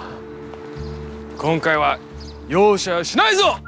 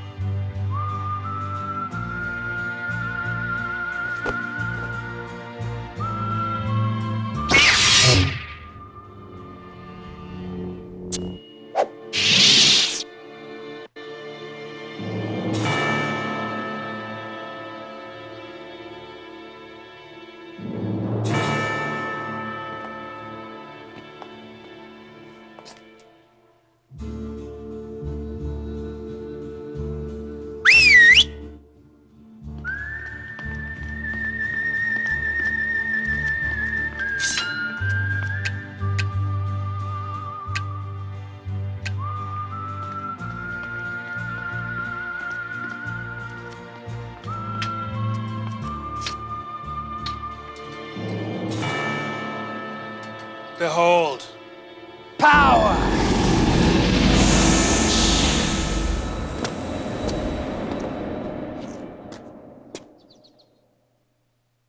It's just me, man.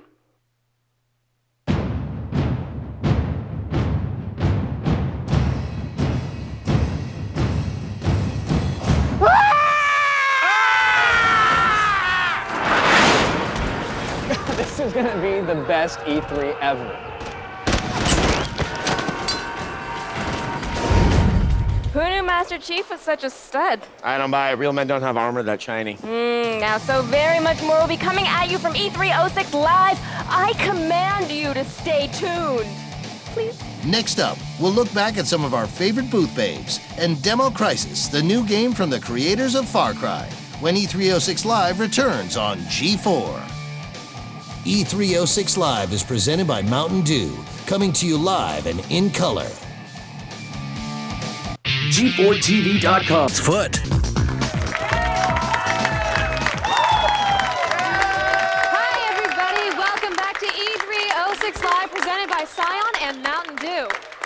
know why guys really come to E3. It's not the new consoles, it's not the game demos, it's the booth babes. But being a booth babe is about more than just standing there and looking like a hoochie.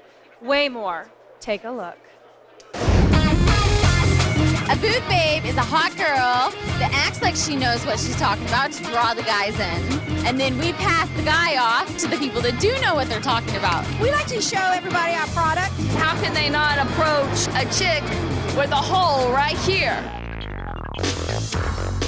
Of course you can take a picture with us. Are you a gamer? Come again? I don't have a favorite game. We're here promoting the new game by Capcom called Lost in Rome. Right? That's the name of it, right? Shadow of Rome. Oh, Shadow of Rome. Really don't play that many video games. It's a little air. It's some fighting in the air. It's some you'll land the aircraft. Would I date a gamer? There's more hot girls than hot guys. And a lot of cute computer nerds. Do you want to get spanked? Probably not. Did she say that out loud? Our cheeks are going to be hurting by the end of the day. See? Booth babes really do have it tough. And it's only going to get tougher. The people at E3 have made some new rules about what they can and can't wear. Keep it on G4 as we follow this important story throughout the week. And for more booth babe action, be sure to check out g4tv.com/E3. And now here's Morgan Webb with another installment of the Morgan Minute. Can we get 60 seconds on the clock, please? Poor PSP. Who would think that puppies and IQ tests would put you in second place in a two-man race? You would have to crash your car and run away like the Swedish Mafia was on your tail just to fall behind anymore. Daxter, Metal Gear Acid, the Mega Man series, you have the games, PSP. We just want more. But this is E3 where saviors take all forms, even a singing blob. Loco Roco first hit the floors of the Game Developers Conference and people haven't stopped talking about it since. The game's cute, there's no denying that, but it's not gonna require insulin injections. It's endearing, not annoying, like Adam on his good days. Sony has hit on a magical and mysterious formula. Simple is fun. From its two-button setup to the nonsensical songs that carry you through this pastel-coated land, Loco Roco is one of those games that's easy to pick up and play. Mindless button mashers are out, and on this lady's PSP, inventiveness and style are always in. Aw, I don't think you're annoying. Or endearing, to be honest. I was about to say, Yeah. okay, I feel better now. Thanks for that, Morgan. I wish my name began with an M, then I could have my own minute. That'd be awesome. Yes, your alliterative logic, it breaks my heart. Do it for the kids. All right, get ready because we'll be right back with a double heaping of rich, meaty E3 goodness. We'll find out after the break as we check our interactive heat index. Then check out Spore, the latest from gaming legend Will Wright. E306 Live is presented by Scion. Cars ready for personalization. Scion, what moves you?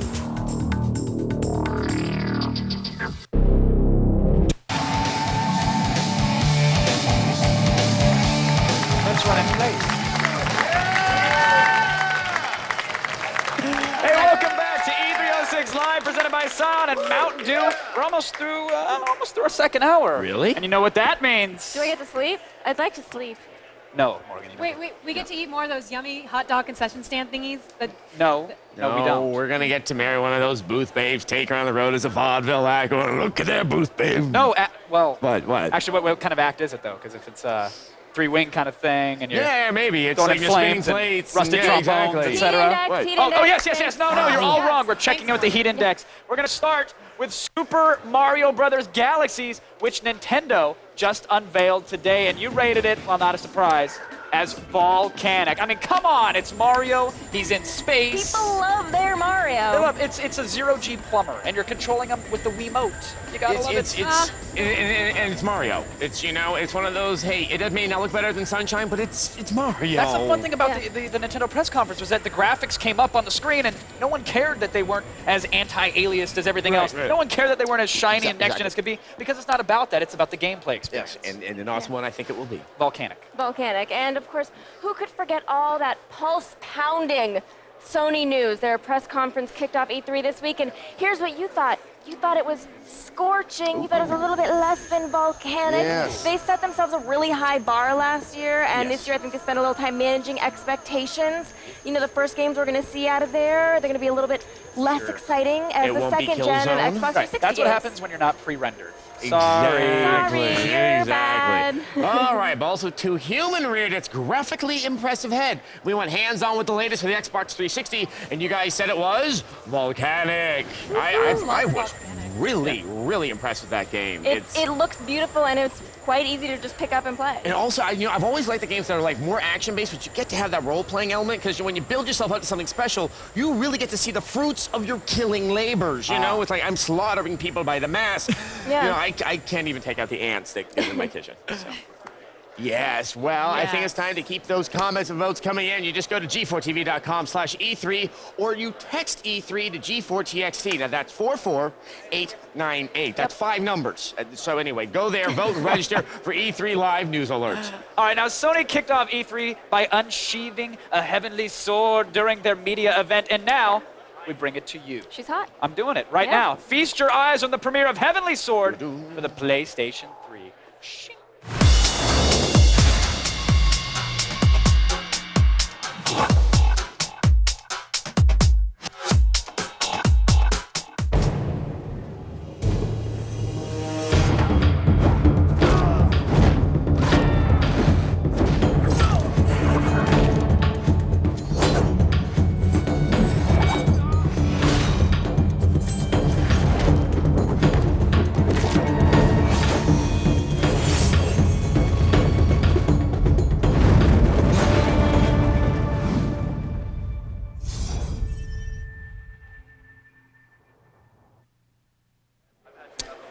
Olivia, I don't know if you caught that. The trailer starts off with one of the sweetest next-gen nut kicks I've ever seen in my life. Don't get any ideas. What? No, I'm just saying it was there. Yeah. There's also the sword to the nuts. Okay, yes, we get it. Can't forget about that. Lots of next-gen. Okay, my knees are weak. Thank you. Lots of next-gen. Kratos is quite beautiful. What do you think of what you've seen at E3 so far? I love it. It's so exciting. Being in there, it's ridiculous. It's like sensory overload in there. It's quite the BO from the guys walking around, or from the visuals from the screen? What is overloading you more? Working with you, I'm pretty good with the BO. Okay, good. Yeah, good. But no, everyone's here. It's crazy. It's exciting. Everybody's in there, and there's so much cool stuff and brilliant minds. I'll keep wafting for you, just to really make sure you get the E3 experience. Right, I'm gonna hang out with Adam then. You should. You know, it's only gonna get more exciting, really, E3 as the week ramps up. There is just more and more to see, more games to see, more interviews that we are gonna have right here on our stage. Lots more E3, everybody, left to come. All right. No, I have to say, though, I do believe in almost nothing. Well, I used to believe in the magic of David Blaine. Oh. Well, I'm new, and most of what you guys say sounds like lies. She's a smart one. Well, I guess you just have to try and trust us then, all right? Stick around, everybody. Plenty more to come. Right here. We've got lots more on what's new for the Xbox 360, and we'll demo the latest from the creators of Far Cry right after the break.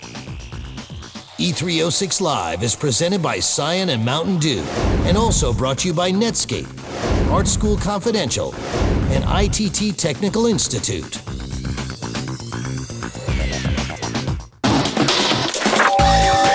The stuff you actually care about. Dive into the pile, behind the scenes, game reviews, and more. G4TV.com. What you need, when you want it.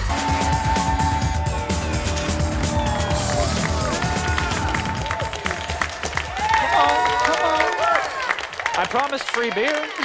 Welcome back to G4's exclusive insider coverage of E306 Live, presented by Cyan and Mountain Dew. E3 isn't the only thing going on at G4. We're also excited about the June premiere of Filter. Yes, that's right. Filter is hosted by the smoking hot Beth Ostrowski. It's G4's take on lists and countdown shows. It's fast, it's fun, sometimes a bit unpredictable, and just a little bit off-center. Filter kicks off with a countdown of the 21 most legendary parties, June 3rd at 7 p.m. right here on G4. I can't believe it, hour 2.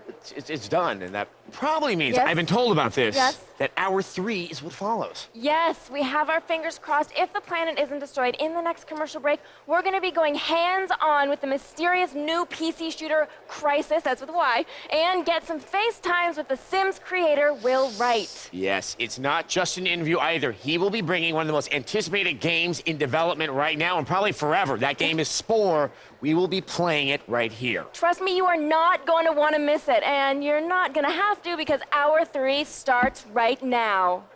Coming up next, take a journey with Sims mastermind Will Wright as he gives us an exclusive demo of his expansive new title, Spore. G4 and Attack of the Show present E306 Live. Yeah! Get some! Get some! Yeah. What's up, everybody? I'm Kevin Perret. We're back with hour 3 of E306 Live, presented by Scion and the Mountain Dew. Hello, everyone. I'm Olivia Munn, and you people are in luck. E3 is the biggest video game event of the year, and nobody in the world brings you more exclusive coverage than G4. That's right. We've got the inside access to every single thing you care about. I'm talking PlayStation 3, the Nintendo Wii, the Xbox 360, hell, even the Atari Lynx. All right, not really. Sorry, 2 of you out home. All right, don't forget the games. Without them, you'd have nothing to play. That's true, and from what we've seen so far, today, you're definitely going to want to play with us right here on the stage. Yes. Seriously, form a line, please. Too bad there's only an hour left in the show, though. And to help us make the most of it, let's check in with our experts from XPlay. If it has to do with video games, it has to do with Adam and Morgan. How's it going, guys? Well, I think it's Fabulous. going well. And Fabulously. in case you didn't know, I'm Adam Sessler. Yes. And when I get to be in a giant convention center filled with stuff I want to play, I get happy. He does. I'm Morgan Webb, but if you're into PC games, this next hour will definitely satisfy. First, we're going hands-on with Crisis. It's a shooter that it makes your eyes bleed with its razor-sharp good looks. It looks that good. It does look that good. Okay, and then there's Spore. This is a game so mind-bogglingly huge, it encompasses the whole of evolution. So take that, intelligent design fans. Yes, and we'll also be talking to the game's legendary creator, Will Wright. You've all heard of him. I hope you have. Now, Yes. if that's not enough show for you, then you've got no heart left. You're a shell of a human being. Actually, it really isn't enough show. There is more. The hell you say? The hell I say. Can't We're take also it. going to get our exclusive first look at the new Metal Gear Solid trailer and catch up with all the action from today's big media events. No one can get you into them besides G4. That sounds like a dazzling array of programming, It and is. I am so very lazy. So luckily, we've got some help. Let's take an opportunity to introduce you to the glorious cast of characters helping us cover E3. Yo, I'm Zach Selwyn here at the Sony press conference. I got all the information you need on Sony's online service, new games for the PSP, and a whole lot more. Stick around. Hey, I'm Jeff Keighley here at Grauman's Chinese Theater in Hollywood for Microsoft's Xbox 360 press briefing. Big news on Grand Theft Auto 4 coming in October 2007, and also a look at Two Human, Mass Effect, and Crackdown for the Xbox 360. But for now, let's head back to the stage. What?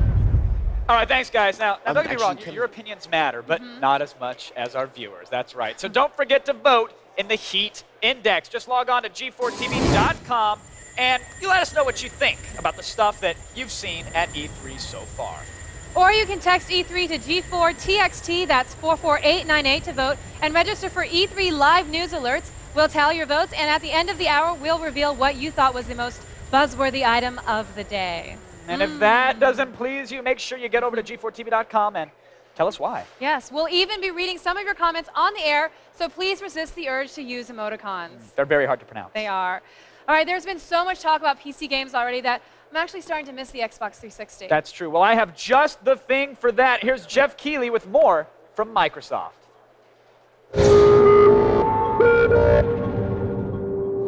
Hey, I'm here at the Microsoft press conference at the Grauman's Chinese Theater. Now, the big news here was Halo 3, but there was some other news about a game that wasn't shown at all. All they showed was a logo for Grand Theft Auto 4, but it is coming out on the Xbox 360 in October 2007.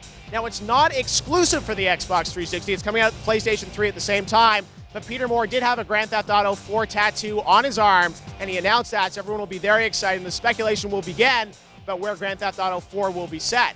Another surprise here was the appearance of Bill Gates. He's never been to E3 before, but he came out to talk about Live Anywhere, the idea of Xbox Live extending to your cell phone and your Windows PC.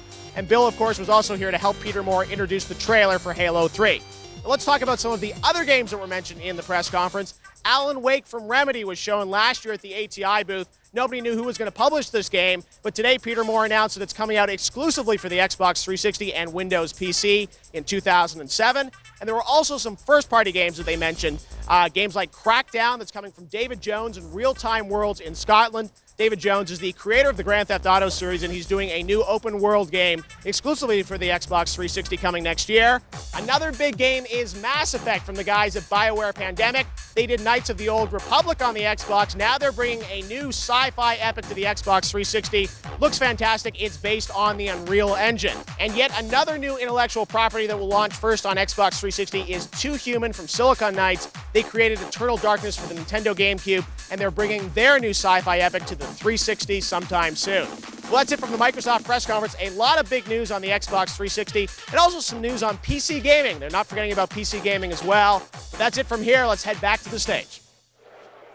All right, thanks, Jeff. Everybody, don't touch your remote because there's lots more E306 Live on the way, including Adam getting an exclusive hands-on demo with the Nintendo Wii. Well, you know, they can touch their remotes just as long as they don't change the channel. I mean, like, what if they want to turn up the volume or something, or just hold it? Oh, okay, all right, I guess that's allowed. That's fine. Just be here when we get back, or you're going to regret it.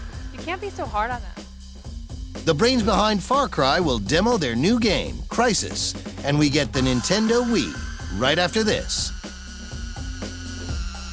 E306 Live is presented by Mountain Dew, coming to you live and in color.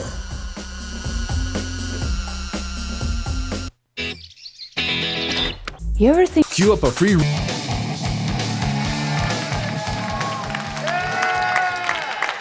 are back at E306 Live, presented by Scion and Mountain Dew. Now, I hope you like exclusive coverage because that's what's on today's menu. That is right, Yes. Morgan. We are going back to Nintendo for a look at one of the launch titles for its brand new Wii, Red Steel. Yes, Nintendo has graciously allowed us to get our grubby little hands on the game before the expo doors have even opened. Now, here with the exclusive first look is Adam Sessler.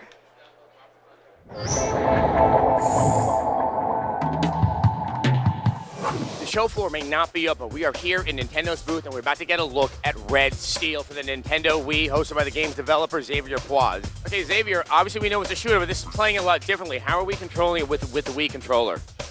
Yeah, actually, the Wii controller enables the player to really feel that both his hands have entered the screen. That means that he's able to handle the gun the way he wants. For instance, you can play gangsta style. For the reload of the gun, it's very funny. It's what you will do in real life with a shotgun, for instance. Do like this. And that would be the same with doors to open, for instance. Do like you do at home, turn your hand or push it very hard, it will open the door. 7 to the door. Oh, that's awesome. Now, this also has swordplay in it, but how do you incorporate that into the game? Just have to slash the air like this, and so you will kill your enemy. What is the nunchuck doing in the course of this? So the nunchuck enables you to move and also to parry. So that means that you can block enemies' attacks with the left hand, and you can slash him with the right hand. All right, well, Xavier, I think I'm going to give it a shot now, all right? There's a tendency to want to overdo things a lot. And this is really just very simple. You just go like that and I'm parrying. Kill the guy, kill the guy, kill the guy. That was quite a treat and something to get to see a little bit ahead of time. Xavier, Roman, thank you very much, and let's send it back up there. All right, thanks, Adam. Now, the masterminds behind the unconventional AI of the PC shooter Far Cry are back with their latest action-packed release. So strap on your nano-muscle suit and watch as I show these North Koreans who's boss as we go hands-on with Crysis.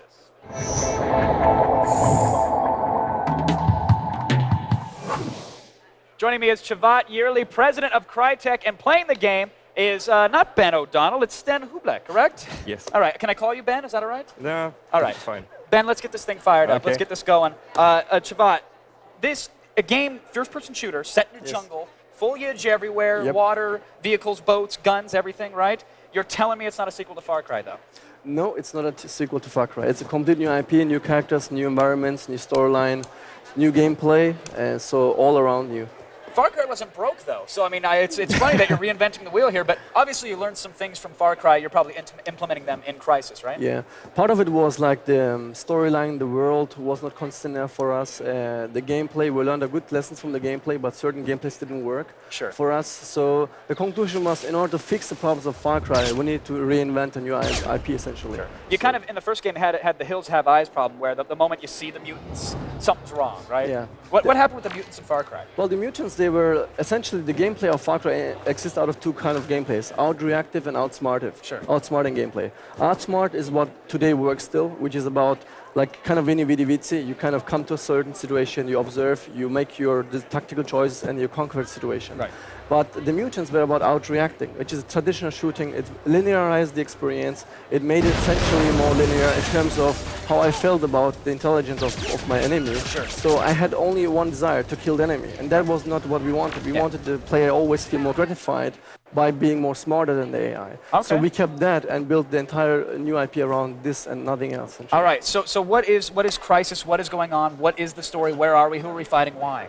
So a massive asteroid essentially crash lands or crashes at the Spratly Islands, kind of fictional island, which is based on real island sets. What's happening there is right now is that based on that crash land, the North Koreans create a perimeter around that in order to claim ownership. So the Americans are sending out a special force unit in order to dispatch some specialists to recon information about this. So Tell me there's mutants, though. You didn't completely ban the mutants, right? They are much cooler. They are aliens right now. All right. The most beloved, popular enemy of mankind. No, I've computer history. Of course. So we made our goal is essentially to create the smartest aliens ever created. So we said this time. And as you're fighting the North Koreans, what happens essentially is that the ship dismantles the asteroid kind of crust and creates this flash frozen environment, which is the picture we started Crysis, which is kind of the frozen paradise. Right. That was the image we wanted to create. The stark contrast between warm and cold, between like a beach with water but frozen, between palm trees but frozen. So we wanted this. We started the image like this, and so the alien ships is flash freezing the island chain in order for you essentially in order to terraform the island chain in order to start the alien invasion. Right. So we got the best of both worlds. We've got ice, we've got palm trees, and it happens to look pretty nice. I don't know if you're aware of this, well, but the graphics in the game, you know? they look really good. I mean, I'm sure you've heard this 1,001 times, but people's jaws literally hit the floor. You should record the sound and put it in your game somewhere because they're blown away. This is an effect. I mean, we're seeing a whole bunch of effects that can only happen with Windows Vista, right? You guys are doing some stuff with DirectX 10 that allows for some really cool things. Well, DirectX 9 and 10, what we are doing essentially is we say, let's forget about what the individual features are, like subsurface gathering, per pixel. We got pretty much, I mean, you can make a checkbox list, and we got pretty much all of the features. Right. But what does really matter is, ultimately, is the experience you're going to get.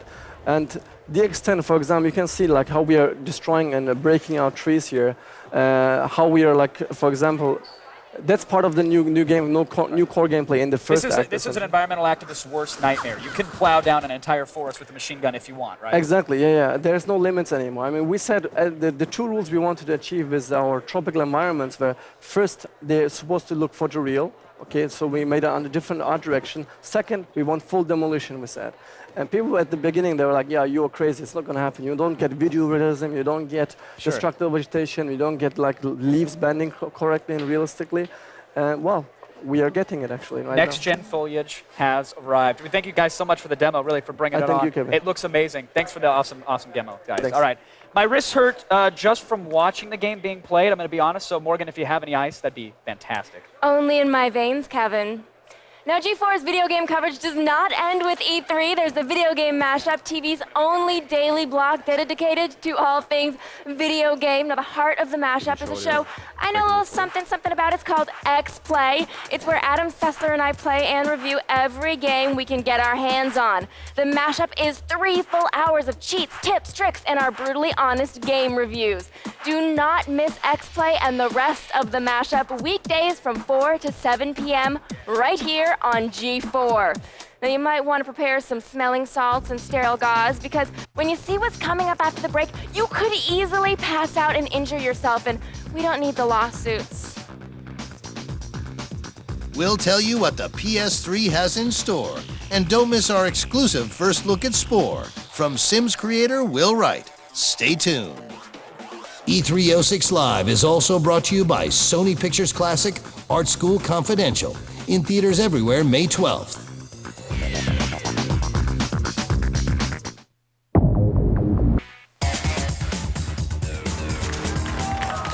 That red light on top of the camera must mean we are back from commercial. And you hear that? We are live at E306, brought to you by Scion and Mountain Dew. I got to tell you, I couldn't be happier. You want to know why? Why? I'll tell you. Why? Because we're going to head back over to Zach Selwyn at the Sony conference. I want PS3 news. I want PSP news. I want anything you have for us, Zach, please. Oh, unless it's PS1 news, because no one really plays that anymore. True. Take it away, Zach.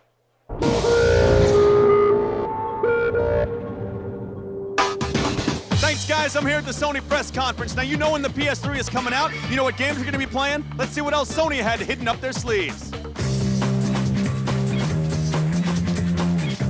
First off, they've totally revamped their online service. Online and networking for the PlayStation 3 is as essential as the air that we breathe. You can download and play games just like on Xbox Live Arcade. You can buy in-game items and levels online and keep up with all of your friends. And the best part of all of this is that it's free. That's in sharp contrast to Microsoft's yearly fee. Sony also unveiled a new version of the popular iToy. The funky camera peripheral is getting an upgrade in the form of higher resolution and greater interactivity. Sony briefly showed off a few titles that take advantage of the device, including The Eye of Judgment, a PS3 game that combines the use of real items and virtual creatures. Now that's what I call a duck. But if you like your PS3 games on the more traditional side, check out the sweet dragon slaying of Lair. Now that's pretty gory. We also got our eyes on some new games for the PSP. Looks like you'll have a ton of fresh games to play on your handheld this year, hopefully ending the trickle of good ones we've gotten so far. With this much huge news from Sony, it's no wonder they're dominating the video game industry. Will the PlayStation 3 keep their reign alive? I guess we'll find out on November 17th. Now start saving those pennies. Man, Zach has sure learned a lot about Sony, but now it's time for you to learn about everything else that's going on in the world. Hello, I'm Layla Kaylee, and if you're feeling newsy, you're in luck. It's time for the feed.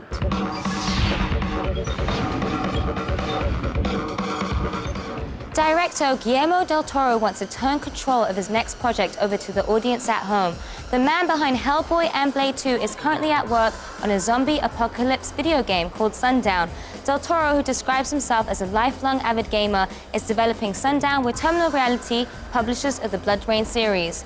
In further tales of the unusual, Michael Jackson is reportedly furious about being spoofed in GQ magazine, taking umbrage at pics of a Jackson impersonator sitting in a darkened movie theater with a row of children underage.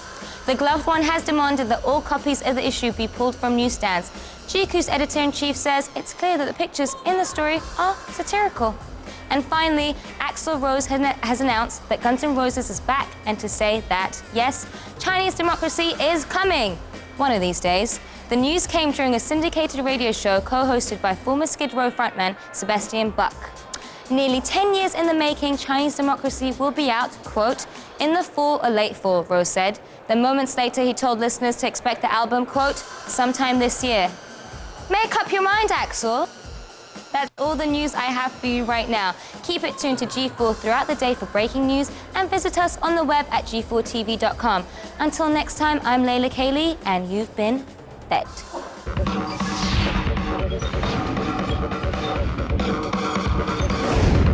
Yum. If you want more of the feed, you can get it on Attack of the Show, everybody. Yes, that's right. Starting this Monday, things are going to look very different. We have a new set, some new faces, but that same Attack of the Show attitude. That's right. I'm actually getting a nose job on one of the new faces. Coming up this year, AOTS breaks out with week-long road trips. In July, we're going to crash the superhero of conventions with Comic-Con Live. August, we'll head to Sin City, Las Vegas for a week of the sights and sounds that only AOTS can bring you. That's right. And in September, we are off to Tokyo, the place That's right. That is defining what is next, including animation, gadgets, and video games, of course. It all starts Monday with an all-new Attack of the Show right here at 7 p.m. Make this go a little quicker. I'd like to get through these commercials as fast as possible. Are you that impatient to get to the Morgan Minute? Yeah, well, no, I want to see Spore. After the break, we get to see Spore. Really? Well, Yeah. we'll be back, I guess, really soon for the Morgan Minute. Thanks. Yeah, we'll be back. More. We're going one-on-one with gaming legend Will Wright and getting a first-ever look at his new game, Spore, when E306 Live returns on G4.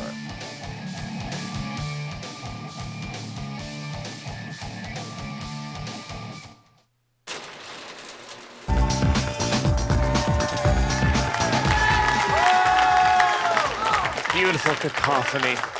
Welcome back to E306 Live, presented by Scion and Mountain Dew. Now, late-night infomercial relationship expert Barbara DeAngela says we should speak the truth, even if it creates conflict or tension. One woman never afraid of creating conflict or tension is her own Morgan Webb. And she's back with yet another edition of the Morgan Minute. Start the clock. You can hardly even say mech without turning your mind to overwrought anime plot lines. And Chromehounds wants to change all that. And a lot has changed since we saw these lumbering lupine warriors last E3. Developers left in the ability to tweak out every screw and decal. Your hounds now have classes, like in Battlefield 2, covering everything from commanders to snipers. One of the more remarkable features to separate the Chrome Hounds from the shaggier dogs of mech gaming is its persistent online world. You'll scrap and scavenge every inch of war-wrecked wastelands with 6-on-6 teams of mechs. It's almost like a massively multiplayer mode. Of course, with any country, even in video games, there must be a leader, no matter how incompetent he may be. So vote for me, Morgan Webb, as your supreme Chrome Hound leader. Do I still have time left? Can I save it for tomorrow? So like the Morgan Minute in 20? Is that possible? Oh, we're running out. Damn. And now the moment you've all been waiting for. My introduction of Kevin's introduction to Spore. Adam is the best pre-introer in town. I'm telling you, he's got it down pat. My next guest, everybody, is a legend in the PC gaming world. You know what? Scratch that. No. The entire world of video games. Ladies and gentlemen, it's an honor to score some FaceTime with the man himself, Will Wright.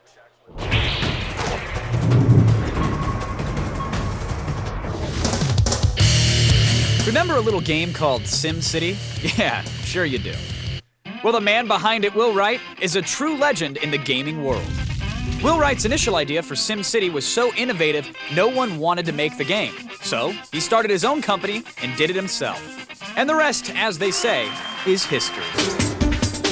Now, Wright is working on another wild idea, Spore, a game of evolution where players actually create life from a tiny organism.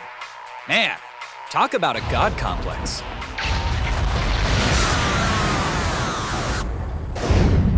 Ladies and gentlemen, here he is, Will Wright. Will, thanks for coming on. Thank you very much for having me. It's funny, we call you a legend in the package, and you're giggling. Do you not agree with this? I mean, you understand that you are a god amongst the nerds. It's an uncomfortable position to be in because really I'm representing a team of 70 people, and I'm really one person on that team, and so I end up being the figurehead really for these people. But, sure, you're the reluctant hero of your team. Yeah, right. Yeah. But let's face it, without you, there is no Sim. I mean, I'm sorry, from Sims to the Sim City. I mean, I want to start with The Sims. This is a game that sucked hours and hours and hours of my life away, much to my parents' dismay. Probably should have been studying. That's why I ended up on TV. What's the worst thing you've ever done to one of your Sims? Did you ever lock them in a room and take out the doors and the bathroom? I can't say that on TV. In testing, we actually did a lot of kind of exploring the failure side of the sim. Sure. And taking out things that... Wait, it's not the failure side, by the way. It's the fun side. The fun side, yeah. But what'd you do? Well, there were certain animations that we actually ended up changing because people got very kind of negative reactions from them. Characters would slap each other. People felt it was like domestic abuse or something. Sure. And so we had to tone back a lot of the animations because of the kind of emotional reactions we saw players having to them. Sim Charlie Sheen, though, you're going to use that mocap, right? Oh, yeah. Get We keep it in storage for future expansion packs. Did you ever take out the doors, though, and take away the toilets and watch them suffer? Because I like to think that you're above that. Oh, certainly. No, I mean, as a designer, I have to experience all the failure states, all the success states, so that's my job to uncover all those things. All right. Now, I want to move on to Spore because this is what everybody is buzzing about everywhere you go. This is really the culmination of your God complex, right? This is the be-all, end-all for you.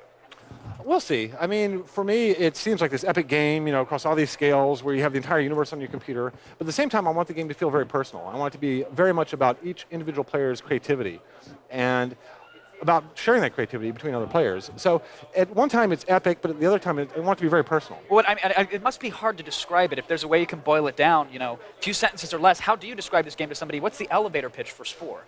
Well, I want somebody to play through the evolution of life from a single-cell organism up to a galaxy-spanning civilization, and along the way basically create their own personal universe.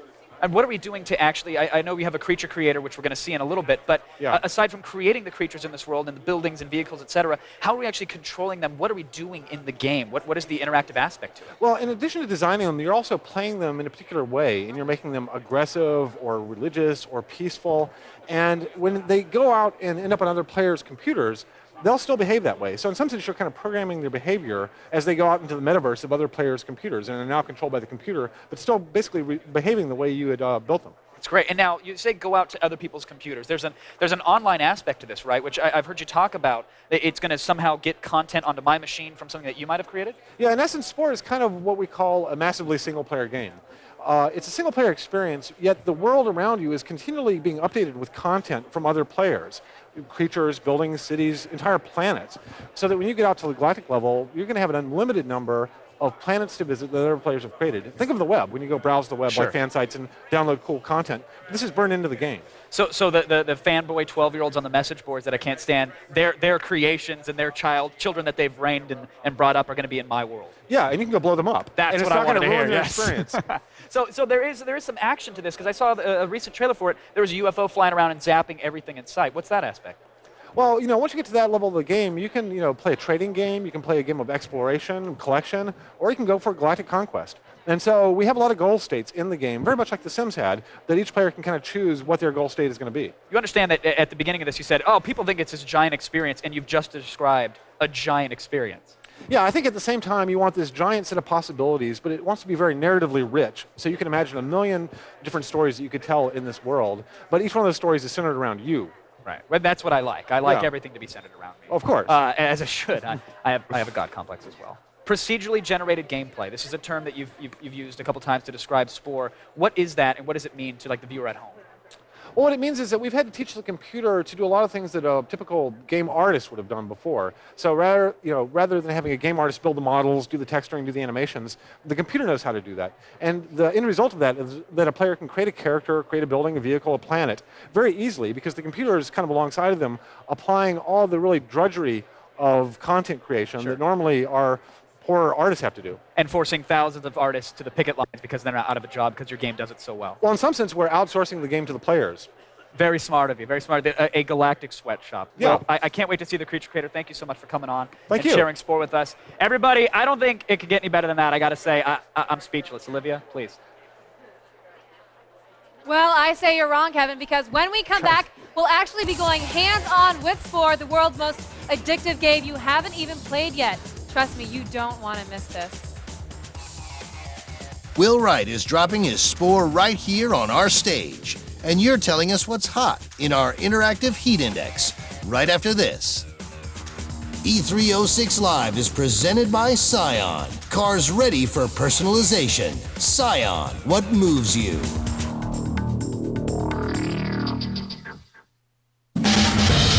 Who wants to mash? Introducing G4's Video Game Mashup, television's only daily block dedicated to all things video game. Every day it's 3 hours of the best cheats, tips, and brutally honest reviews. The Video Game Mashup, weekdays at 4, only on G4. G4TV.com, giving you the scoop on the news you care about. Dive into the pile with over 15,000 streaming videos ready to go. Behind the scenes, game reviews, and more. Go to G4TV.com. What you need, when you want it.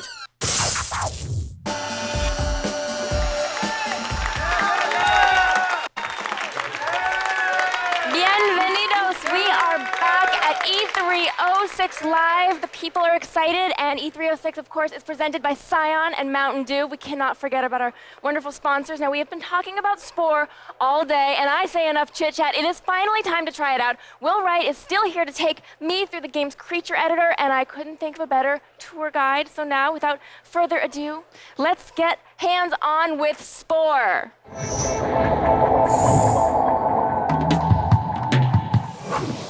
Now, welcome back. We missed you over the commercial break. Thank you. Now, Kevin has his hands on the creature editor. Yes. Yes. Good luck. Here we go. Let's get it started. If you crash this, I'll never forgive you. That's all right. I'll just go to desktop and play solitaire. They won't know.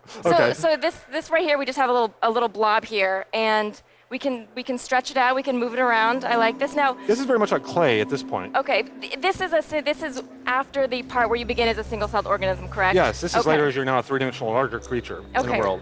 So how many iterations or generations would this be approximately?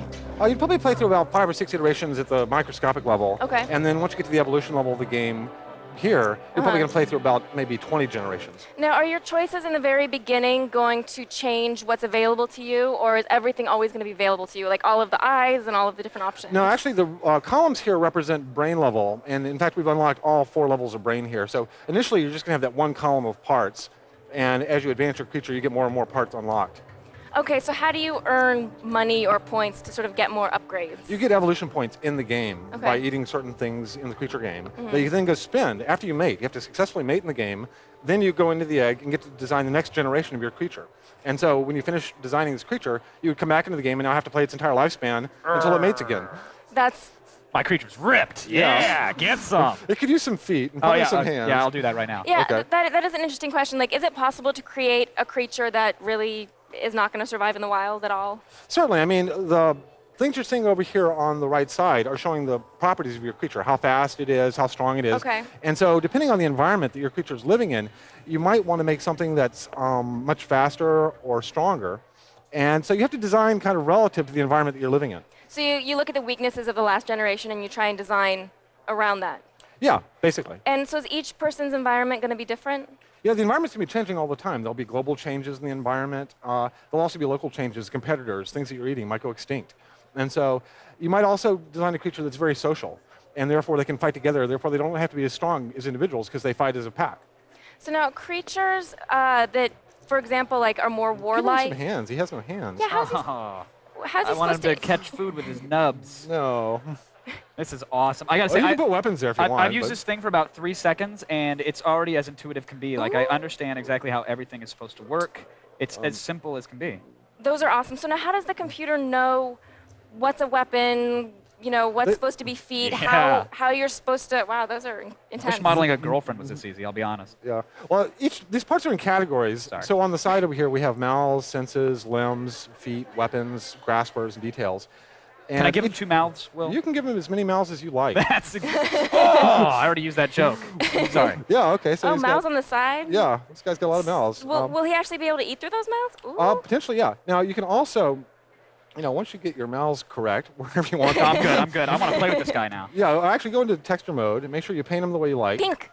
Got them all painted. Okay. And now you can go into test mode, which is that top icon.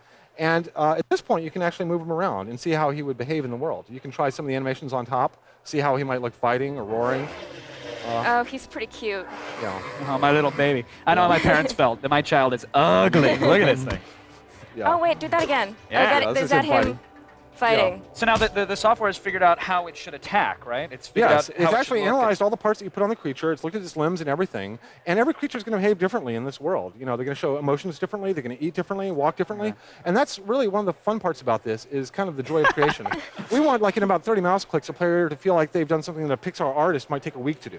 Now, is what determines whether a creature is warlike or peaceful? That's how you play the game. Okay. So at this point, we're kind of defining its physical attributes. Once you go into the game and actually start driving the creature around, we're keeping track of what you've done with the creature. And then when it goes to other players' computers, it will tend to keep acting that way.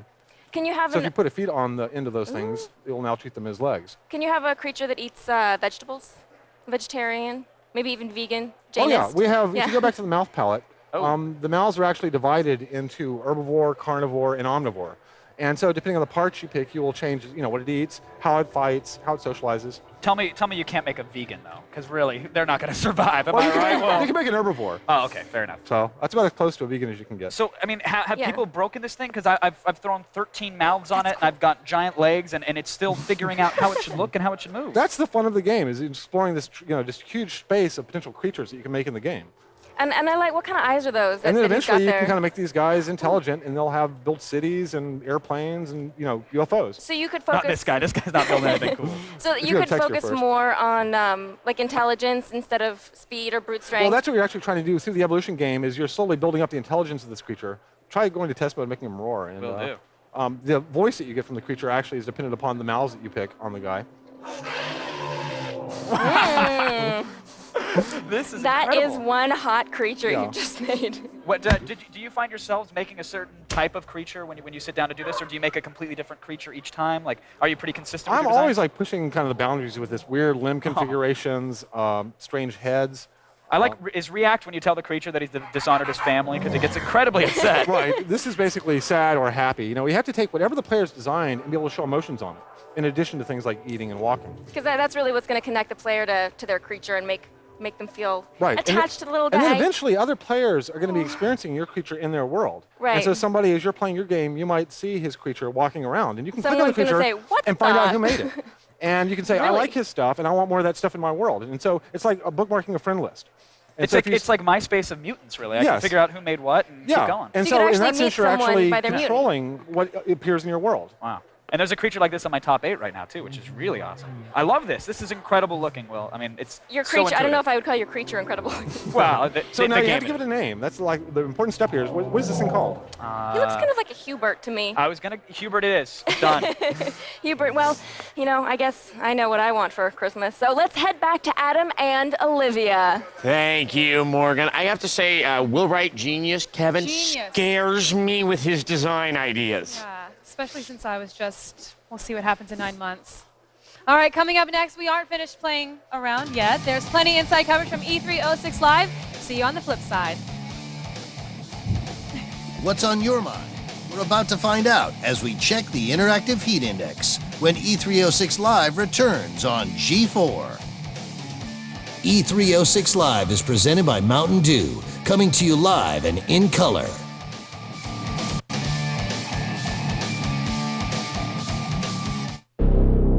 Tonight, late night television gets a little bit darker.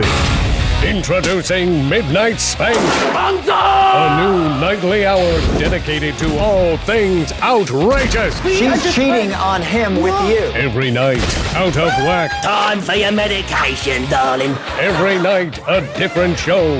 The next round is the nipple twisting. Midnight Spank, tonight at 12 midnight, only on G4. All right, we're good. We're back with more E306 Live, presented by Scion and Mountain Dew, and we are almost at the end of our first day here. And I think we ought to check in one last time with that thing we call the heat index. Good idea. So here's what you thought about our hands-on demo with Crisis. It should be no surprise. The game is gorgeous. It's volcanic. Yes. Yes, people hear the word Far Cry and they get all excited. Yes, that's right. It's gorgeous. I mean, I heard it was gorgeous, but it's more gorgeous than gorgeous. Yeah. Gorgeous, sir? Is that a word? Yeah, it's like Gorgeous, meeting sir. me in person after only seeing me on the television. Sure Am I thing. right? All right, Kevin. Yeah, you tell that to yourself asleep at night. Okay, well, we also sat down with Will Wright to go hands-on with Spore, and here's what you thought. You thought it was volcanic, and I think that we agree with you. That was amazing. That was the single coolest thing I've ever done with the mouse, honest to God, even after I discovered those Japanese news groups. I'm telling you, it's incredible. It's so intuitive. I can't wait to get I'm just going to touch you because you touched it.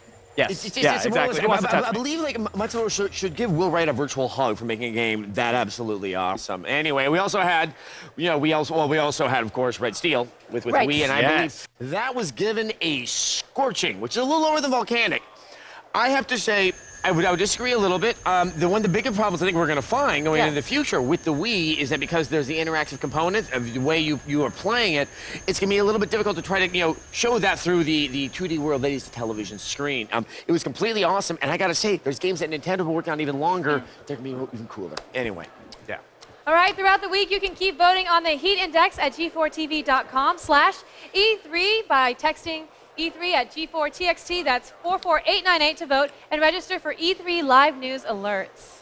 Good times, everybody. We've been talking about it all day long, but now it's finally here. Our exclusive premiere of Metal Gear Solid 4 Guns of the Patriot.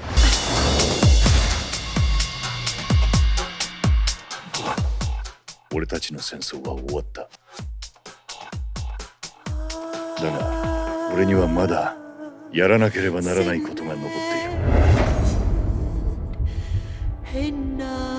戦争は変わった。国家や思想のためではない。利益や民族のためでもない。金で雇われた傭兵部隊と作られた無人兵器が果てしない代理戦争を繰り返す。命を消費する戦争は合理的な痛みのないビジネスへと変貌した。戦争は変わった。ID 登録された兵士たちは ID 登録された武器を持ち ID 登録された兵器を使う。体内のナノマシンが彼らの能力を助長し管理する。遺伝子の制御、情報の制御、感情の制御、戦場の制御、全ては監視され統制されている。戦争は変わった。時代は抑止から制御へと移行し、大量破壊兵器によるカタストロフは回避された。そして戦場の制御は歴史のコントロールをも可能にした。戦争は変わった。戦場が制御管理された時、戦争は不変のものとなった。罪を未来に残してはいけない。世界を救えるのは君たちしかいない。私たちは新生フォックスハウンドよ。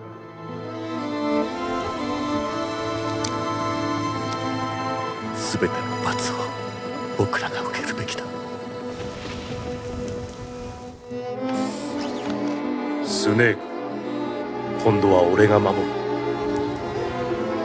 アベル殺しでイブに追放されたのはお前の方だ。戦争は変わった。だが俺にはまだやらなければならないことが残っている。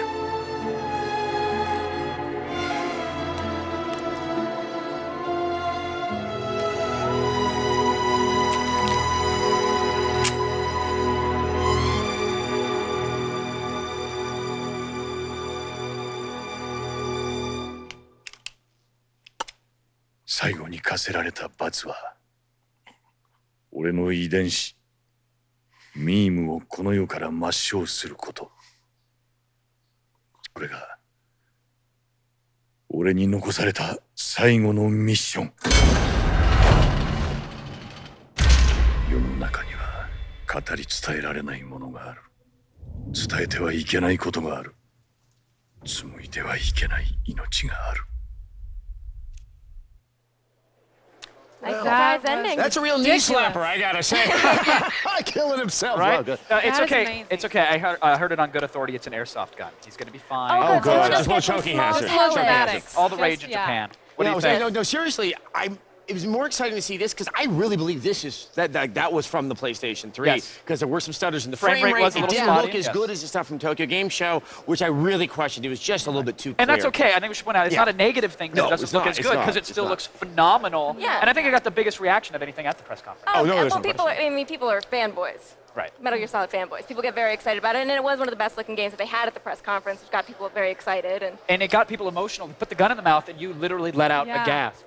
You take it back? That was ridiculous. No, I can't even talk about it. It's ridiculous. Well, yeah, he's a dramatic man. Notice this is the second big game that kind of has an implication it could end the series. We saw that with Halo 3, that it's the final fight, and this, well, pretty much you get rid of Solid Snake, you kind of take the You have series to along kill him. with If him. the So, cigarettes I don't won't know. do it, the gun in the mouth will. Yes. I think it's airsoft guns. It's airsoft. It's Yeah. fine. He's So going we'll out. go Still do on it to at Metal home. Gear 5. Yeah. I can't wait to play it. Yes. It's one of those games that grabbed everybody. It grabbed all of our attention. It's I'm gonna sure be a top seller. our viewers at There's home no are question panting. about that. All right, everybody, get ready. Our last commercial break of the day is about to start. Yes. But that doesn't mean there's not more E306 Live to come. No, that's right. Stay where you are. All of you, actually. What's in store for G4's exclusive E306 Live coverage tomorrow? Find out right after the break. E306 Live is presented by Cyan and Mountain Dew, and also brought to you by Netscape, Art School Confidential, and ITT Technical Institute. Have you ever talked to a woman without having to give your credit? Let's count sand. It's not. Let's wait in line. Awesome. Where are all the good games? You guys have nothing. Zip. Nada. We have not a 3. With GameFly, you can rent games from home. Choose from virtually every console game available and we'll deliver them right to your door. There are no late fees and shipping is always free. Programs start at only $14.95 a month. Go to GameFly.com today to try GameFly for free. Rated E through M.